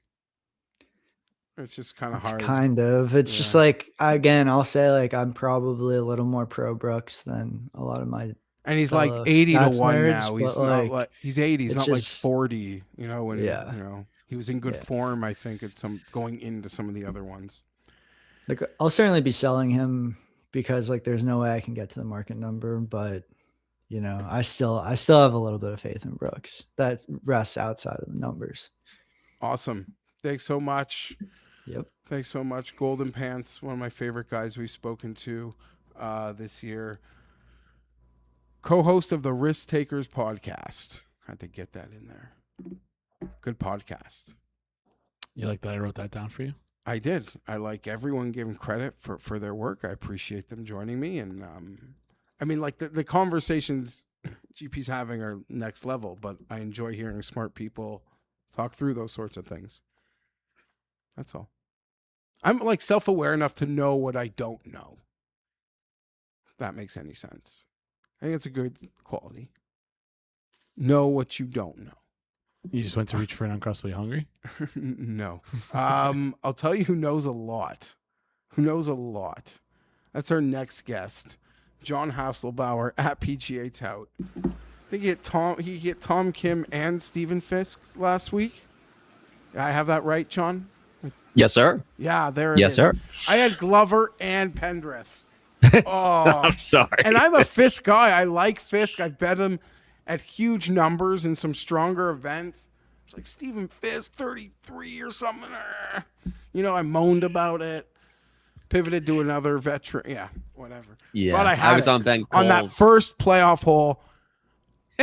I like after they both hit their approaches, I was like, I was one more shot away from drafting the tweet. I know that feeling very well. I try Yeah. not to do anything to jinx anything.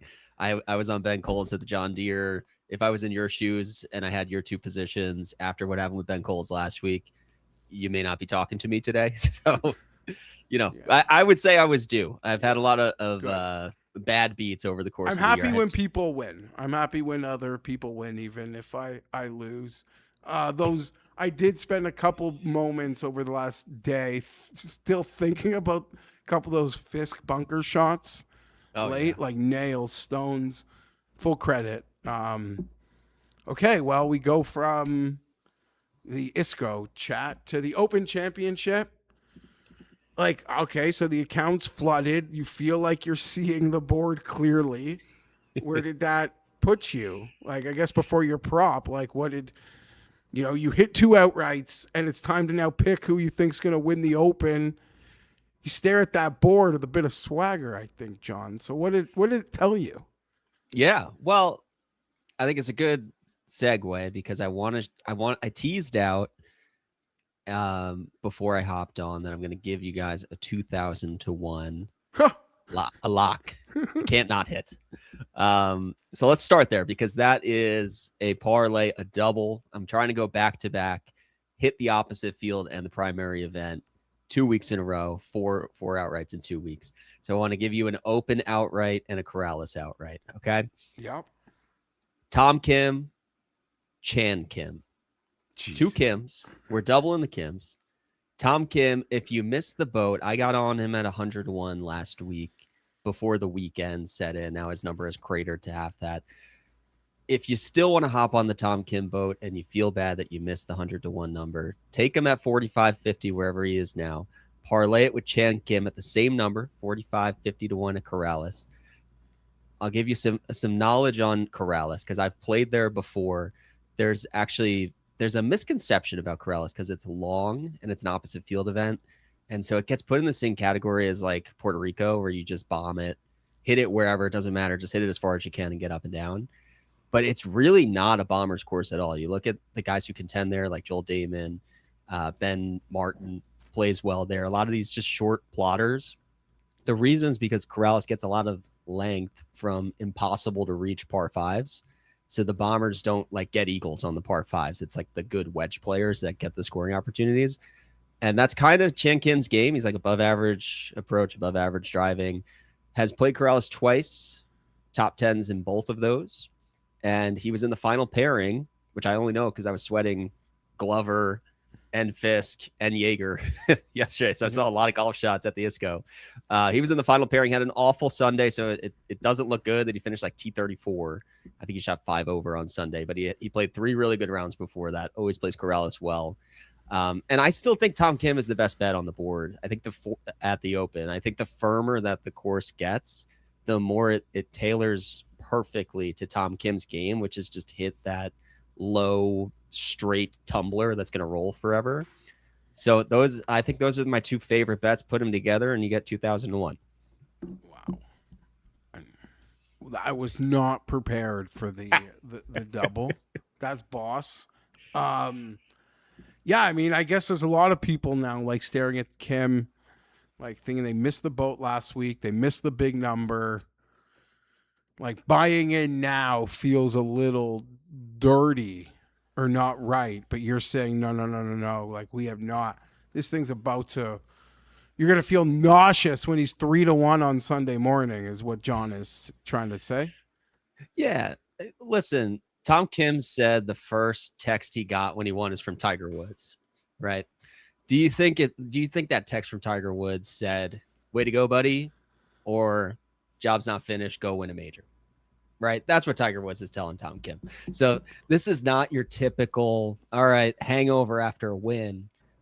Like the senses are at an all-time high now. He knows he can get it done on the links. He always plays well on the links.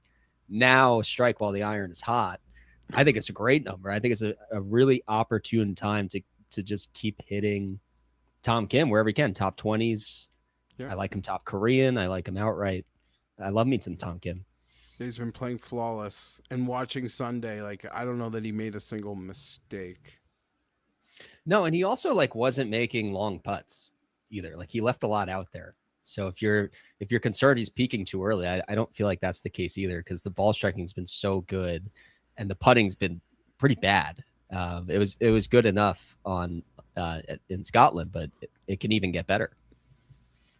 Yeah, it certainly can. A couple 16-footers, but yeah, it wasn't like, Brooke Henderson out there. Just all, if you know what I mean.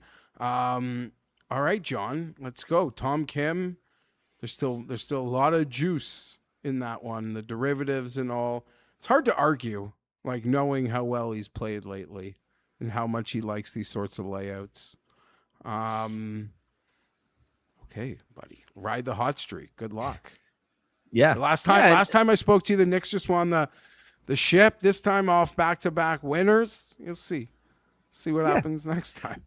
Yeah, look, I'm not calling Birkdale TPC Summerlin, but it is going to be baked out. It is going to be desert-like because they're not watering the place, and he's won there twice, both short, both wedge courses, both accuracy courses.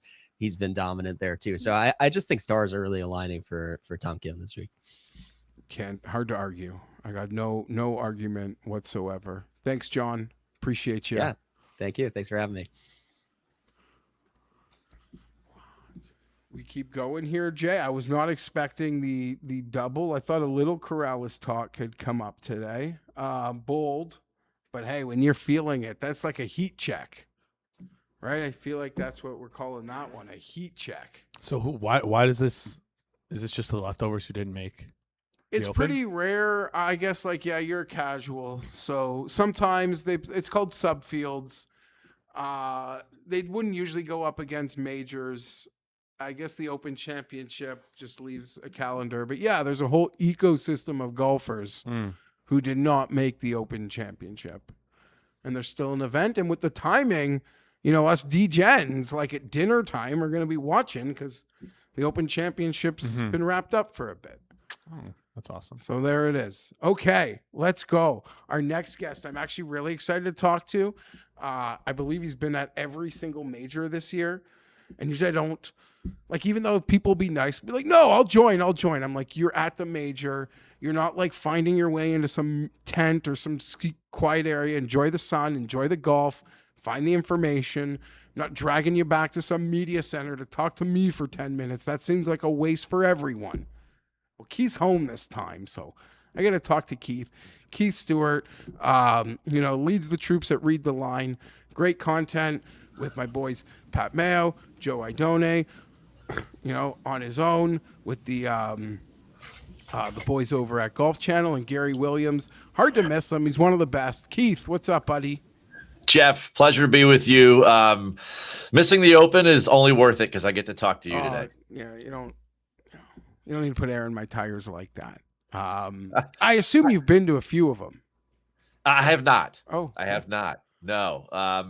Just the cost of going over there makes it prohibitive because I would go for 2 weeks. I'd go for the Genesis and I'd go for this. And it's equivalent of like 6 other on-sites over here. And at the end of the day, the value we offer at Read the Line is my PGA eyes at as many sites as I can go to. So, yep. That makes, when you say it out like that, it actually makes total sense. So from here, what are your thoughts on the week? A lot of people that have come on today are sort of feeling like, obviously, respect and credit to the top of the board, but that this, can lend itself to plotters and shop makers at a whole consortium of different prices. What are your thoughts? I think one of the things that probably a lot of people overlooked, because they look at the past champions and they look over, 70 years of major championship history. And of the 9 guys that have won the previous 10 editions here at Birkdale, 5 of those guys have won multiple Opens, Jeff. Like, I know it's Trevino, I know it's Watson, I know it's Peter Thompson, like I know Johnny Miller, but not only that, but Birkdale has been a part of 5 back-to-back winners of the 9 guys that won here. So, Padraig being the last one, but Watson did it. Trevino did it. Of course, Thompson did it. Palmer did it. Like, these guys have won back-to-back Opens. And all that tells me is that this might be the most true link style golf course. And as firm and fast as it's going to be, I think a great comp is 2018 at Carnoustie. That was baked out. And of course, there's the famous Tiger in 2006. But going back that far, you're not going to get a lot of comps in the field. 2018, you might. So those are two thoughts I have that I haven't heard a lot of people talking about this week. So does that, like, you're thinking like a veteran golfer here? Like, right? Is that where your mind is heading? Guys with some experience? I hear everything you said, minus the back-to-back part. And, like, just wish with the prices you're seeing on Jon Rahm, you could have more trust in him at this moment, because he sort of fits, I think, kind of perfectly to how you just laid it out. Except for the fact he's lost on approach like significantly in 3 of his last 4 starts. And I think this is going to be a total approach contest. Consider this for a second. Everyone's talking about driving accuracy, when in essence, a majority of these tee shots, when these guys are hitting irons off the tee, are just more par 3s. So it's a par 3 to hit the fairway, then it's another par 3 from the fairway to hit the green. Approach play is only like even more amplified when you start to consider how firm and fast this place is. So I really want to lean into the guys that are striking their irons the best off of link style turf. And we learned a lot about that last week. John was just talking about Tom Kim. I was on Tom Kim myself. I think that guys like that make a lot of sense. You look at that last round, he just did everything right. And he didn't like falter in any moment. There were no hiccups. There was great strategy involved in all of that. So I just think that that's an area where I would lean into very, very heavily. And at the end of the day, with as much bounces over there, you're going to need some scrambling play as well. All right, Keith, what's your favorite prop that you want us to hold you to here this week? So I love the Rose top 20, but I don't want to be redundant. So I'm going to skip a little further down the board, and I'm going to take Maverick McNeely at a top 40, right around plus 135 at some different books. He's got 7 straight top 40s in majors, Jeff.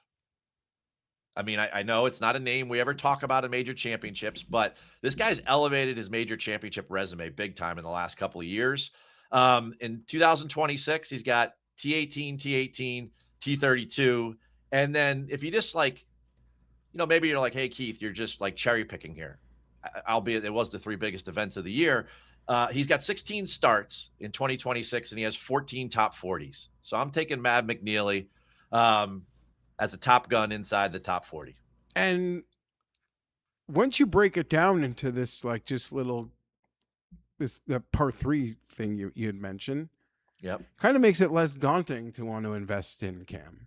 If he's just going to get himself in position off the tee, be in a fair spot, then it allows him to do what he does best. Cam? Sorry, Mav. Yes. Mav McNeely, yeah. Yeah. And the concern with him is, like, just being in a place to have a clean approach, but iron off the tee, hit that par 3 fairway, and let's go. I don't mind that one at all. A sneaky triple-digit guy this week, I think. Yeah, and again, the finish in the top 40, there's no pressure. He's been doing it all year, whether on the PGA Tour or in major championships. So 7 straight in the majors in the top 40. That's not a very long list of guys.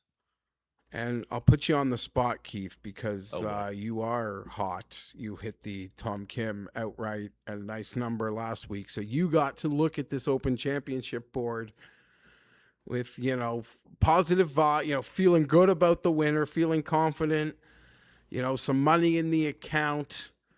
What were your, give me a couple outright bets you've made this week. I mean, Fitz makes all the sense in the world. Guys coming in have been in great form. He's good at Canada, good at Travelers, obviously good at the Scottish. Be a great community win, but a little further down the board. I know your good friend over there put the big hex on England, but we all know whichever direction he feels, the opposite happens. Yeah. So I'm going to go with another Englishman. I'm going to go with Justin Rose. I think Rose, the symmetry between 1998, where he finishes T4 when he's 18 years old, coming back here, being a true link style player. And I used the comp of Carnoustie in 2018. He finished runner up there, Jeff. if there's ever a guy who understands game plan, strategy, patience, it's certainly Justin Rose. He's a U.S. Open winner, classic style golf course like Marion. I'm gonna say Justin Rose. And, I'm leaning so heavily on approach. I think guys like Tom Kim and Victor Hovland make all the sense in the world. So, I can't stress that enough. The guys are going to be hitting more irons than ever in any tournament all year. Please lean into approach play. And maybe I'm wrong here, but I am on the internet a lot in this golf orbit. I feel like Tommy Fleetwood has been a bit of a shield for Justin Rose this week. Because there is a story there. There is a story there, and if that's unfolding on Sunday, it's going to be everything. And you mentioned the links. Yeah.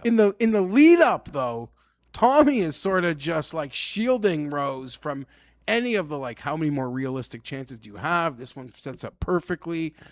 All of it. It seems like he's not wearing it yet.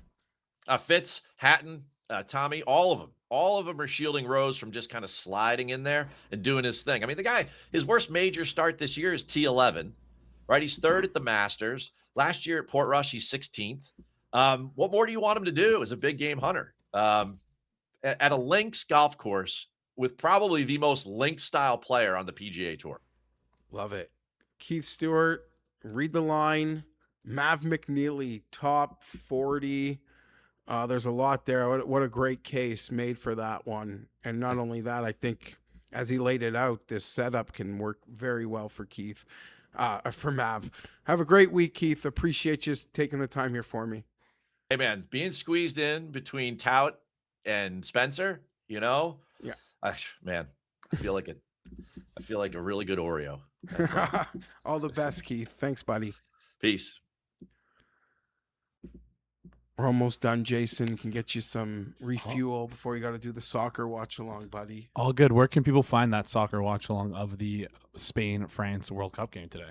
I want to say on the Hammer, on this channel right here, the Forward Progress YouTube channel. No, this one right here. No, this one right here. The Hammer Betting Network. Correct. Don't go anywhere. This one right here. You don't simulcast it around the whole operation? No.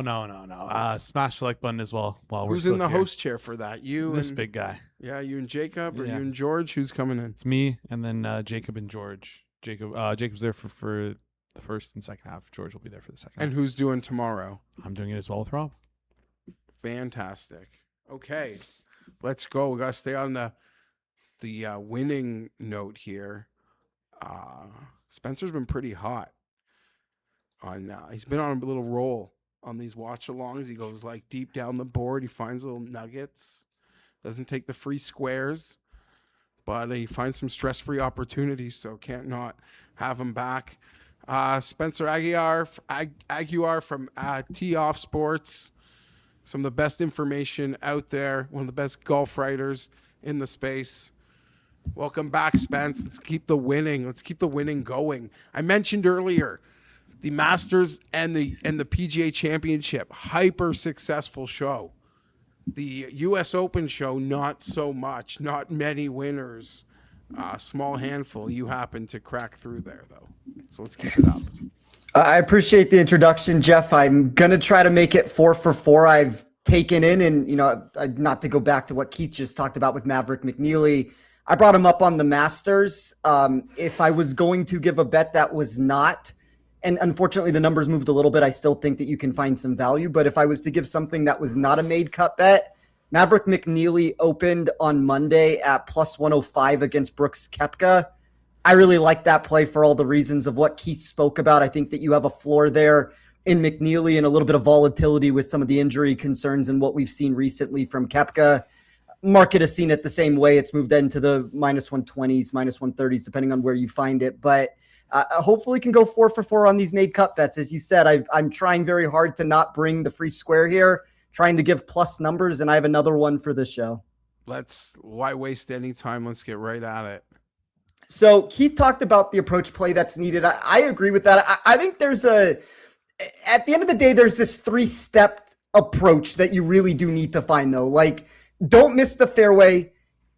These are hard greens to hit. We have seen historically this hard approach play and then scrambling. If you can put those 3 pieces together, I think you have a safer opportunity to be able to make a cut at a tournament like this, to where weather and difficulty and all of that has come into play historically. And when I was running numbers for this tournament, you're going to get a very similar approach from all of those returns and what the market ends up dictating. Like, you're going to see Scotty and Rory and Fleetwood and all those names at the top. But there was one option that kept popping for me over and over again that is not one of those names that is going to be talked about a lot. I found him to make the cut at plus 125. That's Jesper Svensson. Had him inside the top 30 when I weighed the categories for don't miss a fairway, hard approach, and scrambling.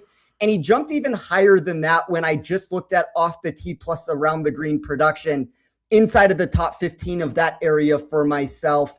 You know, I think when we look at this course and you look at everything that's happening here, like, if you miss by a little off the tee, you can still find yourself in a favorable spot. I think if you miss by a lot, you start to see that overall landscape of the rough, the large dunes that are spread throughout, the windy nature of this landscape. All of that takes this really large toll on the field. And for me, when Svensson continued to pop in all those areas, good link style player in my model, I thought plus 125 was a really interesting price to grab on somebody that seems to be mispriced in that market when you consider I have a much closer to the guys that are in that minus 120 to minus 130 range, which is what my model has proper on that to begin with. So I thought there was 40 or 50 points of value here. It doesn't mean that you necessarily have one of those free squares in this spot, but 40 or 50 points of value is a lot when you start moving across even there and into something that should be higher and you're getting a plus number on it. Spencer, I'm a Jesper guy. Mayo makes fun of me a lot because I'll hijack him into shows late because he's usually near the bottom of the board. I'm a sucker for that driver. And for a guy who hits it that well, he's actually, for that long, as you mentioned, he's quite accurate relative to the distance. So I'm a sucker for anything Jesper. We're going to keep that win streak going. Before I let you go, you want to give me a couple names or two that you've bet to win this sucker? Yeah, so I have three outrights. I'll give you all of them. I stuck on that English brigade that Keith was just talking about, but I went to the three that seem to be shielding a little bit of what Justin Rose is. I know you're a Tommy Fleetwood guy, Jeff. There is so much to like about Fleetwood in a spot like this. Like, when I think of Fleetwood, I think historically of, yes, link style venues, but some of these difficult driving tests to where you need this all-around game and a short game acumen that can find high-end success. He's the number one player in my model when I just looked at that off the tee plus around the green and merged it into one category. I took Matthew Fitzpatrick. As Keith said, that's going to be a community hit if that ends up happening. I don't think the current numbers that you're getting in the space are going to be as good as what you could have gotten last week on it. I don't think it's as conducive at these current marks, but I got it in the 20s. And then I took Tyrrell Hatton at 40-1. It's a name in Hatton that last week everybody seemed to want to back him. And he started very slowly, pushed himself to the bottom of the leaderboard, played really well after that moment, very quietly puts together a nice finish at the end of the day. I feel like everybody's jumped off of him in this spot. You think of link style players, won the Alfred Dunhill links twice. He's had links victories throughout the world. I think this is a name that is undervalued based off of the performance last week. So I don't know, Jeff, if that means I hear you talking about the soccer. I'm not a big soccer guy at the end of the day. I don't know if that means I should be parlaying all these names with England to win the World Cup at the end of this, but I am very English heavy in my outright card this week. Yeah, I like it. I like it a lot. I love Tommy to win. You're really the only person I've seen bet him. Everyone is sort of just like the number and the lack of wins. And I guess the lack of like trusting him on like Sunday in the moment. But obviously people are betting him because the number's not really going up. So I'm happy. I'm happy someone's betting him. I'll be happy for you, but that'd be the best win. That'd be such a great win.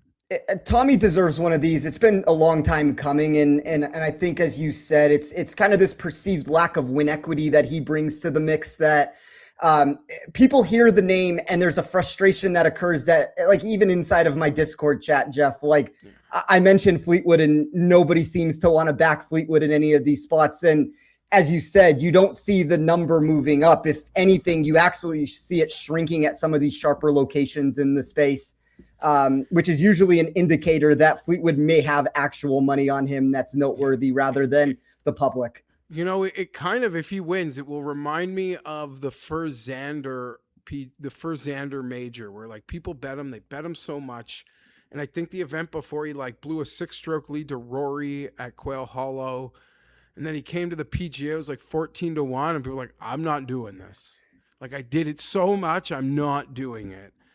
And the only people that were actually on him were, for quote unquote, like the sharp model guys were like, no, that 14 actually still plays pretty hard. And look what happened. So I hope you're like a party of one, but everyone in golf Twitter is enjoying it because we all love Tommy so much.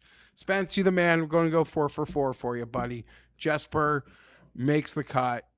Spencer will be the only guy 4 for 4. Thank you, Jeff. I appreciate the opportunity to do this. As I say every single time at the end, you truly are, and I know the comment always gets said, but you truly are one of the GOATs in the space, and I appreciate everything that you do for this community. Thanks for the air and the tires, friendo. Too kind. I'll take your word for it. Thank you. Thanks, Thank you, Jeff. Spencer. I really appreciated him joining us all year, Jay. Soccer game in an hour, less than an hour. We should be getting out of here. But I did just, find an extra birdie. I don't know. Is that going down? Does he have the link? Yeah, I sent a link. What time did you tell him to come in here? I said 2:05 Eastern. I mean, we'll see if it's happening, but yeah, we'll give him one we'll moment. Let's see if I got messaged about it. While you wait and while we oh shoot, I didn't give him a link. Well, there we go. While he gets the link, our special guest, I'll quickly recap everything that was given out on the show here today. So if you're listening, this is when you're going to want to be listening. The most, Matt Venencia has Victor Hovland as the top 10 finish plus 350. Alex Blickle has Matt Wallace top 40 at plus 190. Ryan Noonan has Justin Rose top 20 at plus 150. Joe Idone has Xander Schauffele top 20 plus 120. Ian has John Rahm to miss the cut at plus 280. Byron, the model maniac, has Brian Harmon T20 at plus 280. Chris Falica, has Jacob Bridgman and Hao Tong Lee to finish top 30. First round, wasn't it? And first round leader 100-1, and Hao Tong Lee 125-1. The third top 30 market's not available on FanDuel. Skyhook DFS has top live as Herbert 20-1, also top live Scott Vincent 27-1. GP aka Golden Pants has Goddard versus Morikawa. He took Goddard at plus 100. John Hasselbauer, a little bold, went for Kim squared at 2,000-1. Keith Stewart taking Mav McNeely top 40, and then Spencer Aguiar taking Jesper Svensson to make the cut at plus 125, which you're gonna have to shop around for because his name is not listed on FanDuel. All right. Any update here? You think we're gonna get him in, or is this gonna be a? We'll give him 1 minute. We'll give him 1 minute. All right. Well, you know that leaves because time I did for, right? hook him the link. I don't know if he'll know how to use it. You just click it and open it. It can't be that. I can see that he's read the message that says that's the link. All right. Well, while we wait for him, I'll let you know if he comes on in the background. Why don't you give out your pick for today? My pick, Jason, is going to be. We're just deciding on what Joachim Neiman market. Okay. We're gonna play in here. Joachim Neiman top 40. Is he listed there? What do you have for me? Let me find it right now. I don't.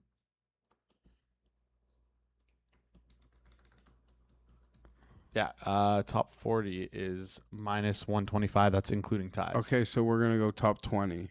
Okay, including ties or not including ties? Including ties. Okay.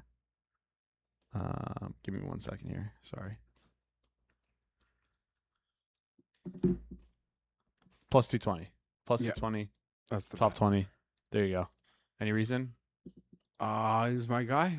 Pick him, all of them. I feel like he's still being discounted for how well he's been playing. I think his ball flight can work really strong in this wind. I don't know if he knows. Okay. We got him? We got him. Yes. What up, George? I thought about wearing our matching shirt today, buddy. Secret surprise, not advertised. For the encore, right? The show's ended, but we're still kicking it live for a few minutes before the boys got to do the watch along for the soccer game. Never really bet golf too much in his return, in his Twitter popularity, but recently, George, a lot of golf. Open Championship week, buddy. How's the notebook feeling? Yeah, Jeff, you're right. Last 3 weeks, I've gone nuts. People are insulting me on Twitter, saying I got a gambling problem, yada, yada, yada. Okay, so I dropped about $3,000. I made a bunch of long shot bets. The notebook looks bad because there's two or three pages with 9 out of 10 entries are losers. You know what? I had a bunch of long shots. I hit one of them. I look like a legend. I didn't hit one. That's it. I got one bet so far for this coming weekend. Francisco Molinari, 900 to 1. Obviously, he's less than 1% to win, but you know what? You can look at different books. The average book has him about 500 to 1. I got 900. It is what it is, guys. George, a very sharp, a golf Discord with a lot of really sharp guys. They're not the type that would be in your orbit. Unrelated, I saw a few people that I do respect touting Molinari this week. Maybe not necessarily the outright, but some positionals, how Birkdale can play. Maybe there's a little life for old Franny Chesko. Well, and about 8 years ago, he won the Open.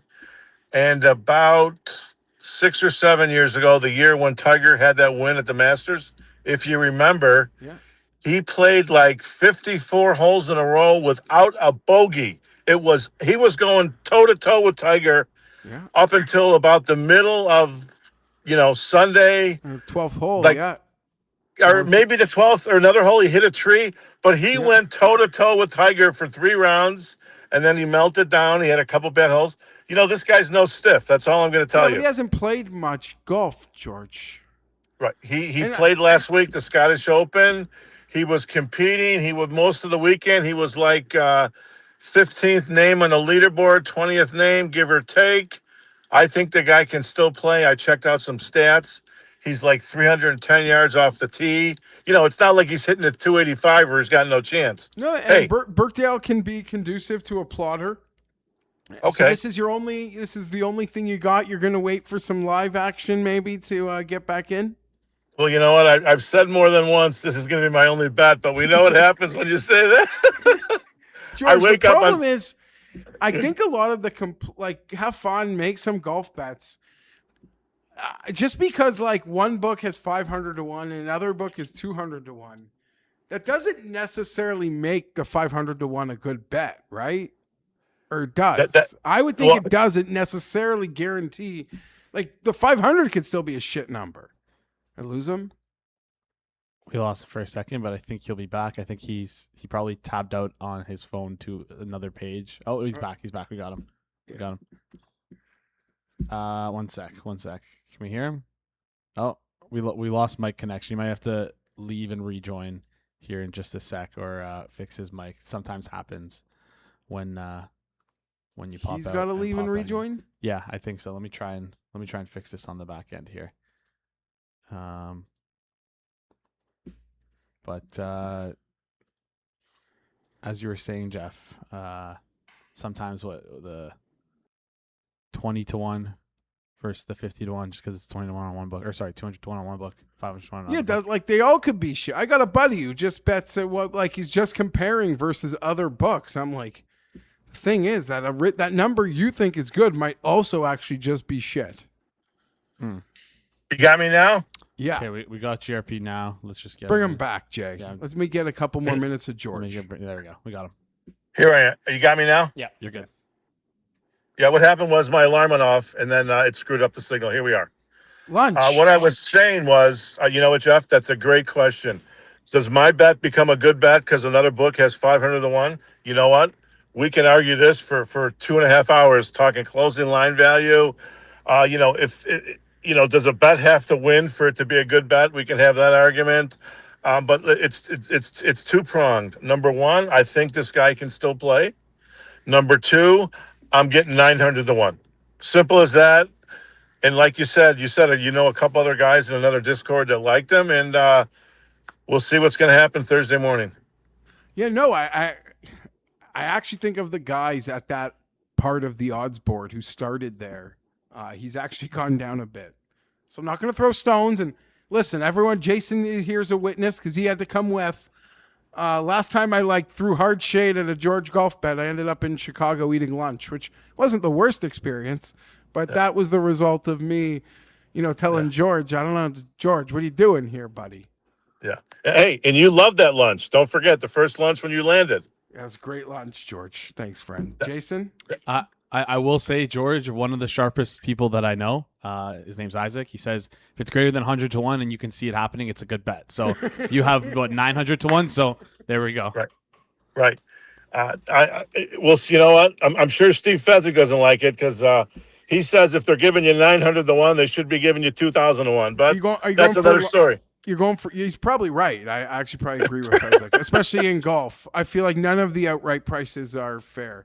Right. What's for lunch today, George? I just came back. I didn't. I took the picture, but I didn't tweet it out yet. I went to one of those honey baked ham places. When you get a real good ham sandwich. And it's funny. I had ham for breakfast too. I had a Denver omelet. I tweeted that one out. So today I had a taste of ham in my mouth, and I'm coming back. I saw the breaking news now. It looks like LeBron's going to Golden State. That's the new story right now. And I just put another 800 on LeBron on 2 different books. I just came back from one was a cash I've been bet. doing the show. You're not pulling my legs here. Oh, 100%. I tweeted one out. I did it with No, I mean this app. This is the internet is saying LeBron's going to Golden State. That is the hot rumor right now is LeBron is going to pick Golden State. It's up to 35%. It's been climbing. If you go look at some of these some places out there that have percentages. You got a soccer pick for us? I have no soccer pick. I wish I never had any last week. I went 0-3 like a dummy. I lost $3,000. And I'll admit I embarrassed myself. That's how some people think I have a gambling problem. When you lose $3,000 in a sport you admit you don't know much about. And last time I did that was the college football playoffs 2.5 years ago, Michigan against Washington. I bet all these crazy props on Washington, plus a half a point in the first quarter, plus 3.5 the first half, all these bets for 1,000. I lost them all.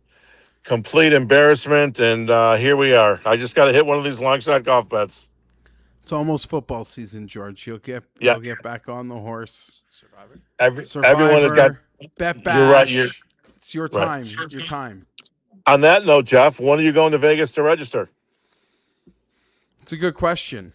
It's sneaking up on us. Last year, I actually had Jason registered for I gave him money to buy me some teams. Okay, I didn't even know. I thought you had to do your own name, and that's a different story. You do. Right. The thing is, had I won, Jason gets his name on the check and gets. I get the name in the jacket. Yeah. Right. That was my next question. In other words, the entry is in Jason's name, but we don't have the tax problems you guys have in the States as it really would relate to that. Tax is an issue, and yeah. Exactly. I'm going to Bet Bash anyway, so I want it in my name, and I'm going to pay for the proxy. And, but there's a lot of guys that do what you do. Just make sure you and Jason are good friends throughout the whole football season. Yeah, no, it's true. Jason joked originally, he cares about his online, reputation and being respected too much. I go, that's a lot of money. You'll lose. You'll give up any respect for that money. I promise you. Right. You won't care what strangers on the internet think if you're walking away with that money. Right. He's got $500,000 in his pocket. He doesn't care what you think about him. All right, George. Appreciate it. Francesco Molinari. Listen, he's got CLV. Hey, but the only thing that matters is the bet wins. That's another 3-hour discussion right there. Yeah, golf guy George. He's got the social membership at Medina these days, so he knows what's up, right? I had a regular membership from my parents 30 years ago. Now I got nothing. So just so you know. Yeah, it's okay, buddy. It's good times. Miss you, George. All the best. Hey, Geoff, good talking to you guys, and we'll be in touch. Yeah. Oh man, can you imagine what we hearing from George if Franny Molinari? He birdies that first hole. George will be peacocking pretty good, I tell you. Oh God. All right, that was fun. We had a lot of bets today, Jay. A lot of people. These major shows, I don't know. The major season is just too squeezed. It just piggybacks. It's kind of annoying. August is a gaping hole of no majors. Seems stupid. Verbiage. I didn't say what. You don't got to block. You're not gonna get a strike for that. I know. It's just like you could use any other word like a. Anyways, sorry. The birthing hole of August is empty. There we go. I got nothing. Go Jaco Neiman. I'll be betting on Victor Hovland. I'll be betting on Tyrrell Hatton. I'll be betting on Patrick Reed. And I'm thinking about betting Ludwig, who other than GP, no one is betting. But if he's betting him, that could push me over the line. And I'm going to bet on Jaco. And I don't feel great about it. Other than Hovland and Hatton, I don't feel great about anyone I'm betting. It's going to be a lot of friends and family bets. Sounds good. The guys I want to trust to get me out of a hole. Go Spain. You hit the mic there. All good. I just want to give a shout out in the chat. Appreciate you guys tuning in the entire way. Pawn Some Noobs, TK, E Colt, Jeff. Who else is in there? Connor, Joseph Myers, Johnny CLV, Free Weezy, Young Reezy, Toronto 6 God. Tons of guys in the chat. Appreciate you guys. Elliot as well. Mark. Appreciate you guys. Byron was even in the chat today. Appreciate you guys tuning in. Quick reminder, if you haven't already, really does help us out if you can smash the like button. It goes a long way here on the channel. If you're new to the channel as well, hit that subscribe button and ring that notification bell. You'll be notified when we go live. Like when we accidentally went live for 10 seconds earlier today, you'll get a notification when that stuff happens. And then finally, it takes a lot of time and work. Jeff reaches out to a ton of people. Appreciate everyone who came on and donated their time to us. If a big help to us is if you can just share this with your friends if they like betting on golf and they need some bets for today, bets for the weekend. Don't be afraid to share this stuff with them. We put a lot of time into this, so appreciate you guys tuning in. We do this for you, and anything you can do to help us grow, we appreciate. And that's it. We got the watch along later today. Anything else, Jeff? No, I'm pretty mushed right now. I'm going to go eat some lunch. We're going to say goodbye. I'm going to join you guys from the back corner watching some soccer. Sounds good. See you guys. Appreciate you.